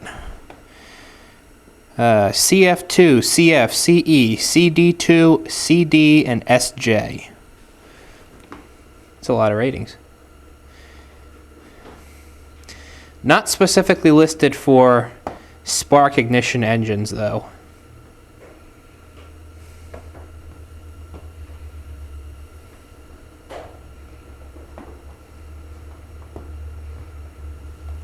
But I use it in a lot of engines that really don't mind too much about oil viscosity, or oil type, I should say.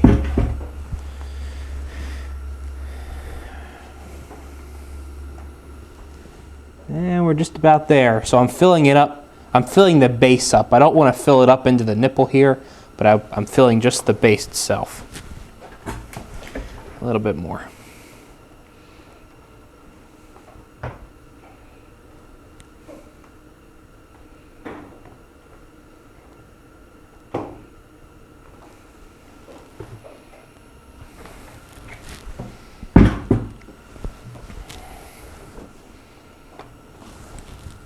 Okay.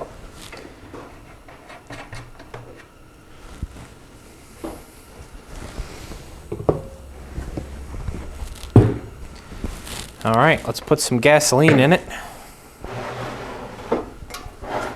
Fuel valve is still closed.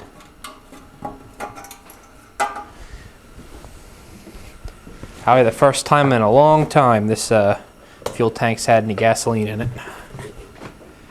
Don't have a whole lot here.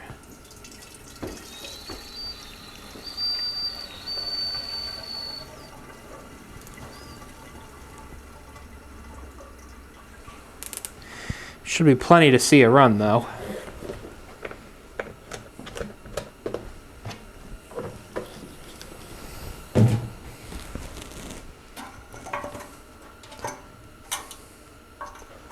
I'm going to leave the cap loose because I really haven't done anything to this tank. I don't want a vacuum to build up. Now let's turn the fuel on and see if we have any major leaks. I bet that carburetor's going to leak. They always seem to leak for me. Question is, how bad? Is it bad enough that we can't run it?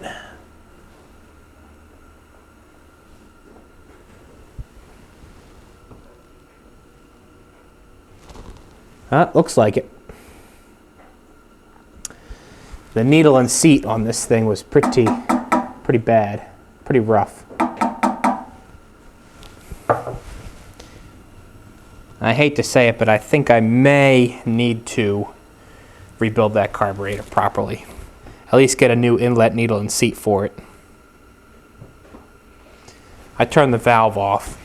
Let's just see if it fires. Just clamp it down here.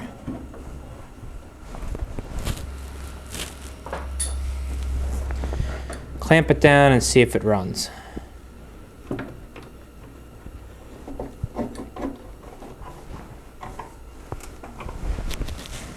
Where's my rope at? There it is.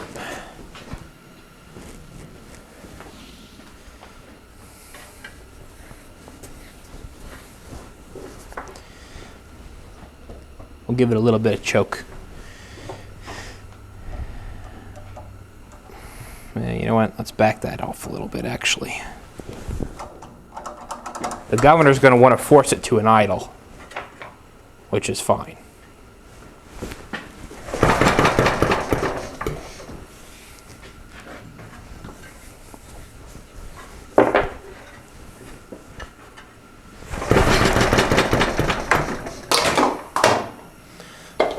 This is going to be a problem. Stuff might start falling off these shelves.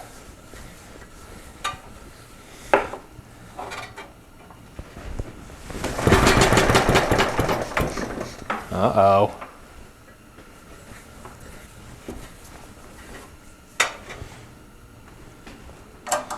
Throttle's wide open. We know it's got fuel dripping out of it.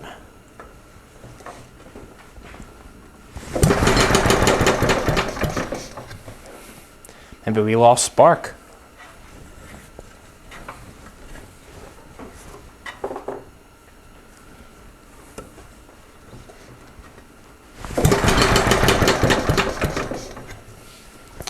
Let's check on the spark real quick.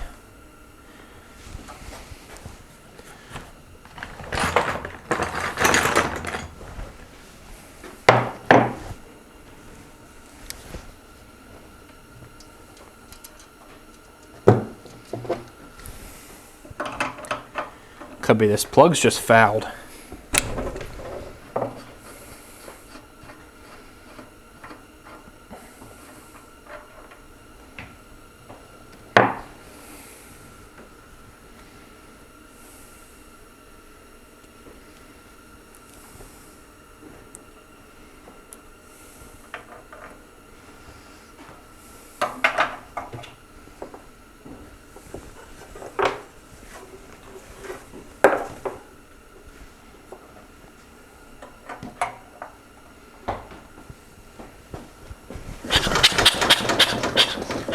Ah, we lost spark. That's annoying. We had it, but then we lost it.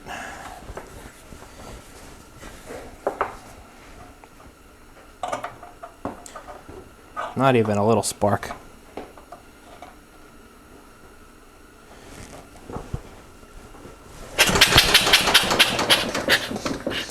Nope, nothing. All right, well, looks like the flywheel's got to come back off. We got to figure out why we don't have any spark. Well, I figured, before I go tearing that flywheel off, let me just try a different spark plug. So I dug around and I got this old D16 Champion here. And let's see if we have any spark on this thing. Yeah, I got spark there, so that plug must be fouled. Probably a chunk of carbon or something, or the porcelain's cracked up in the body there. Okay, well, let's proceed. Still got this dripping carburetor. Definitely going to have to rebuild that. And when I say rebuild, I mean get a new inlet needle and seat.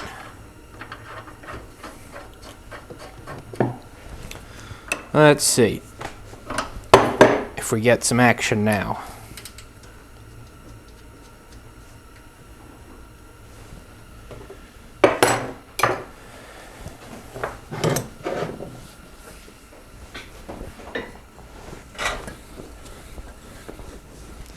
Choke is half on.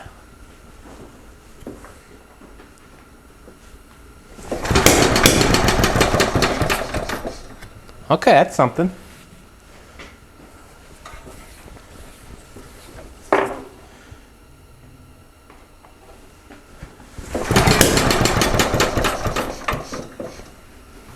Alright, let's do something now.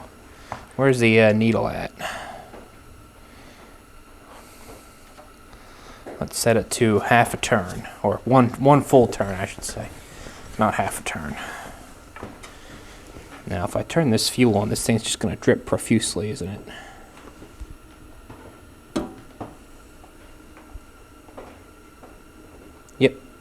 profusely.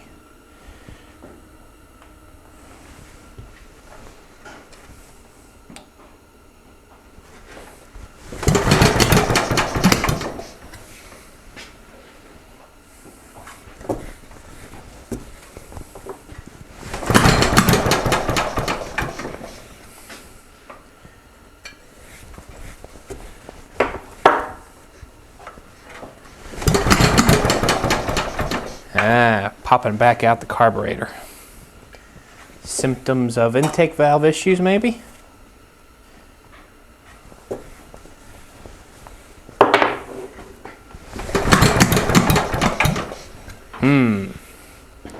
Or timing. But timing is not adjustable on these engines.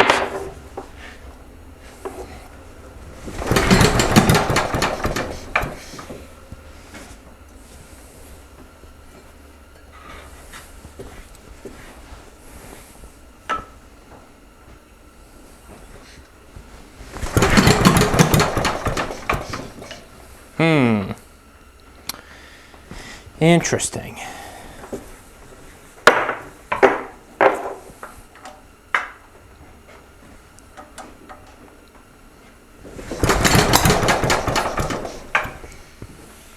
Boy, I can really hear the lower end in this thing clunking around.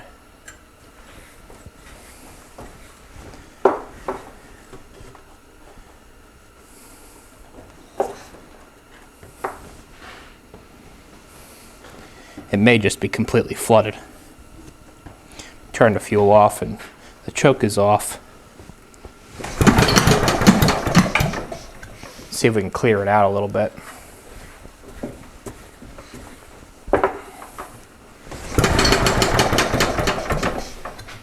That seems to be cleared out.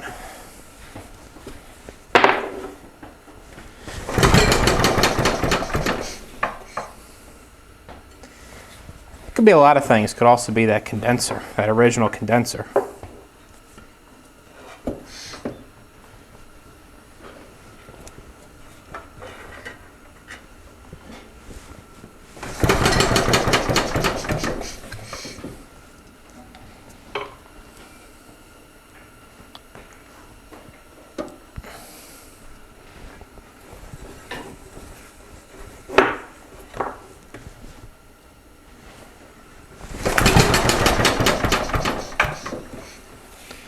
Nope, seems like we can't replicate that original pop we got out of it.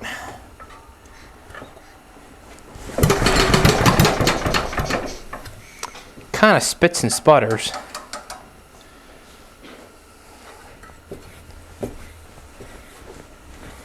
Could be this spark plug is bad too, you know. I don't have a new, or do I?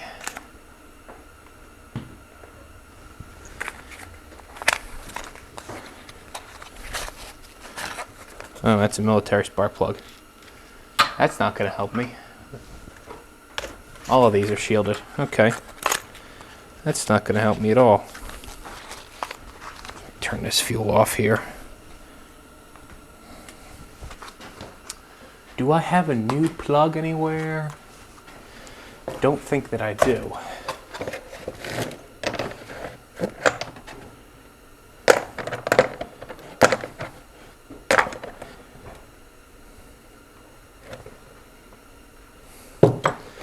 The only new plug I have is this old Champion, but this is new old stock, a 5-com.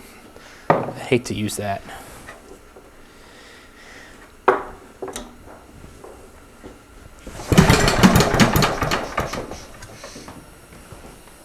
No, just wants to spit and sputter. That could be a spark plug problem though.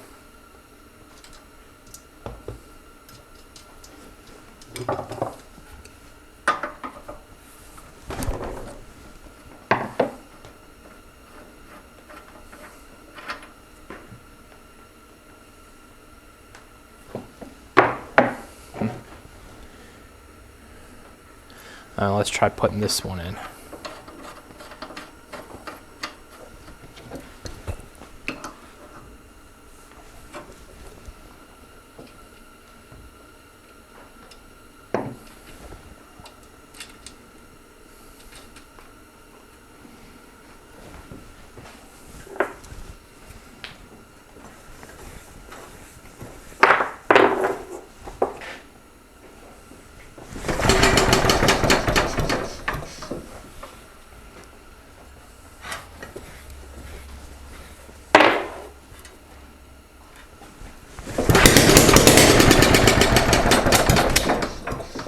Maybe it was a spark plug. Huh. That was the closest thing we've had to a run.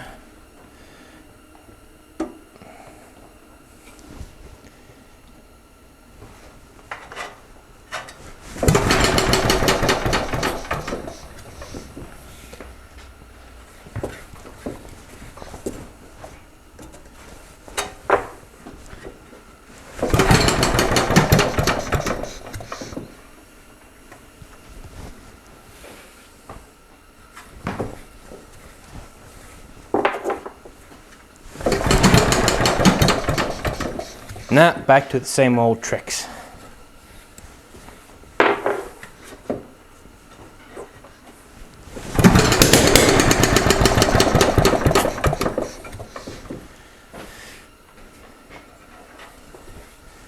Just the occasional pop, pop, pop.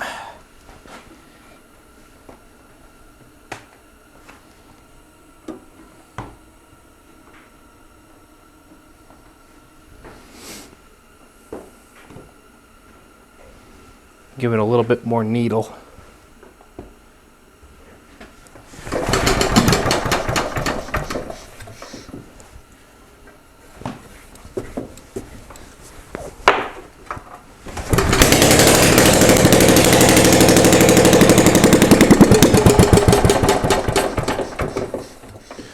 Okay, I think we're getting somewhere.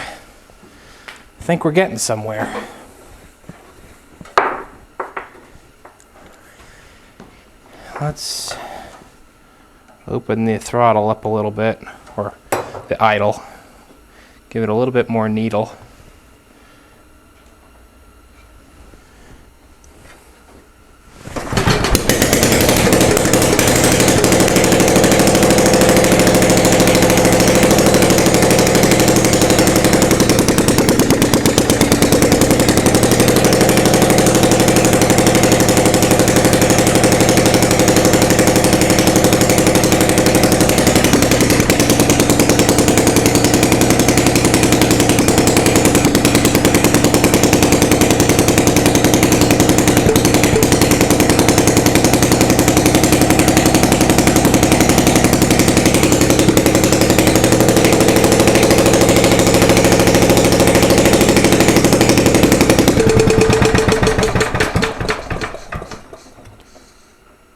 Well, I bet you we just ran the bowl dry because this is only open about a 32nd of a turn, the fuel valve.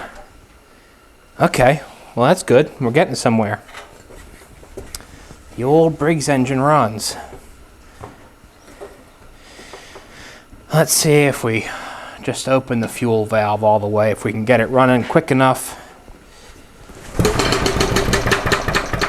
Or if it's just gonna leak fuel everywhere, which is what it's gonna do. Look at that. This is not acceptable. Not acceptable at all. It leaks out as quick as it goes in. Which, that's more than just a needle not sealing correctly, I think. I wonder if that float's got a leak and it filled up with fuel. Now that we got a full bowl, let's see if we can run it again. Put the choke on a little ways.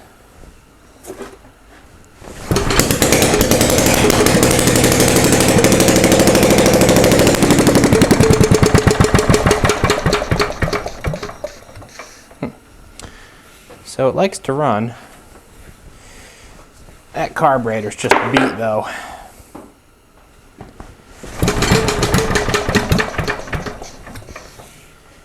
Yeah. If we can't keep fuel in the carburetor, it's not going to run.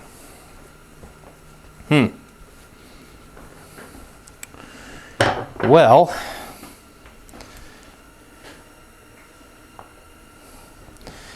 gonna have to rebuild that carburetor, unfortunately.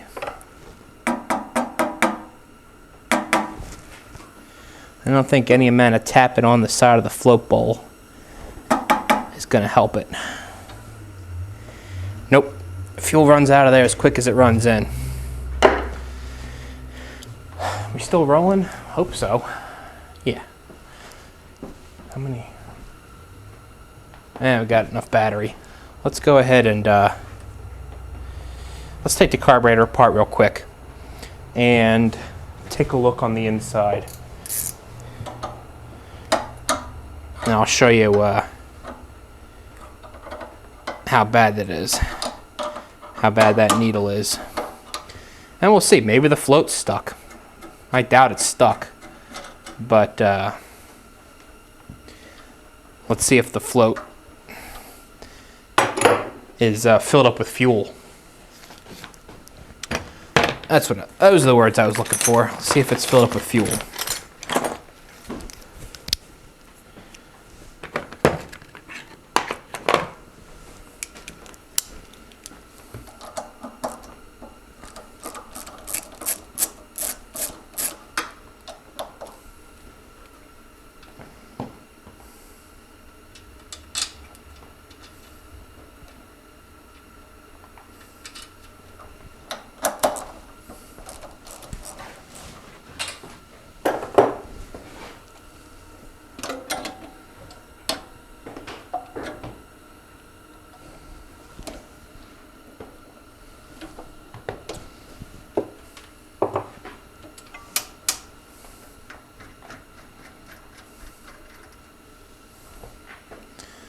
Luckily, it doesn't take much to remove these.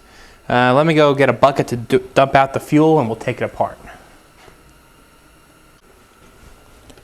Alright, let's break this little thing down real quick. We'll see offhand what's ailing it.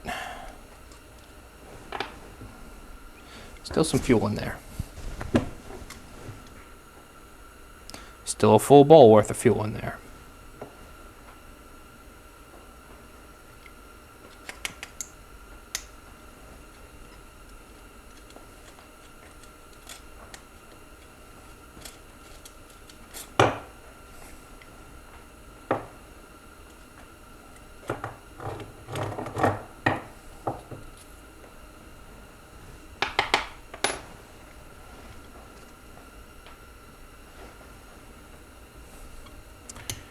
But we can't have it, it's got to hold fuel. It can't just run out of there.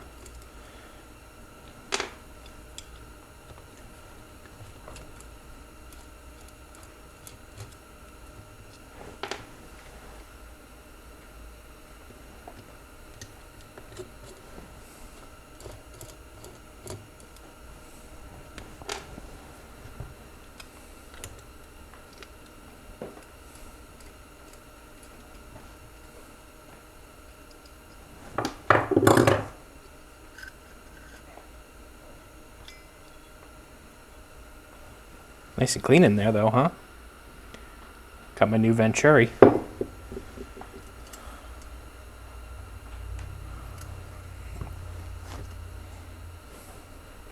Where's the needle nose at? There we go.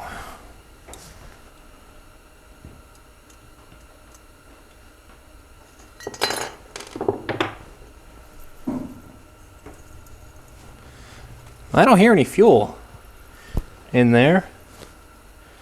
Doesn't feel like there's any fuel in there. Here's my homemade gasket. Looks like, you know what? I did forget to put the hole in the gasket for the bowl vent. Not that I think that could have been preventing the needle from sealing, but there's the inlet needle. You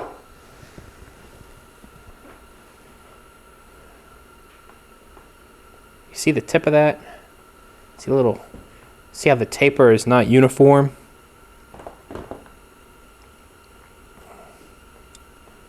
That's probably the problem, if I had to say. Yep. And the seat down in there. Again, this was all disassembled, so that was taken out, but there's no real way to see the condition of the seat down there. Not by eye, at least. Yeah, it's just not sealing at all. And I don't have a spare carburetor laying around. I'm going to have to buy a needle and seat kit. But if I'm going to do that, I might as well buy the whole kit. Okay. Well, we got hung up by a carburetor issue. Imagine that. The good thing is that buying a whole kit will also get me a main mixture needle. See that ring right there? That's no good. Somebody over tightened that at some point, and that's going to result in a difficult to adjust carburetor because the taper is not consistent. The idle needle is the same way. I could take that out. Somebody over tightened this at some point in the past as well. Mangled this pretty good. I mean, look at that. That's pretty rough. See that taper? The ridge it's got. So, well, looks like I'm not going to be able to give you the run that I was hoping to today. I'll get a new tube as well. The main needle, this needle, focus please, seals in the tube like that. There's a seat for that needle to seal on. So, yeah, I didn't think the carburetor issue or carburetor issues was going to hold me up, but I should have known better. I'll also have to punch a hole there. So this is the bowl vent right here. This little hole comes out right here. So, well, I guess that's going to wrap this video up. I know it was a long one, probably my longest video I've ever put up. So I hope you found it interesting. It was a lot of just watching me put stuff together, and not very much engine run time. Only about 15 seconds of actually running the engine. But when we come back, for sure, let me turn this, we're still dripping fuel all the way on the ground here. When we come back, we're going to have the Peroni brake ready, and we're going to see how much horsepower this old engine makes. I promise. All right, let's cut the video. Thanks for watching.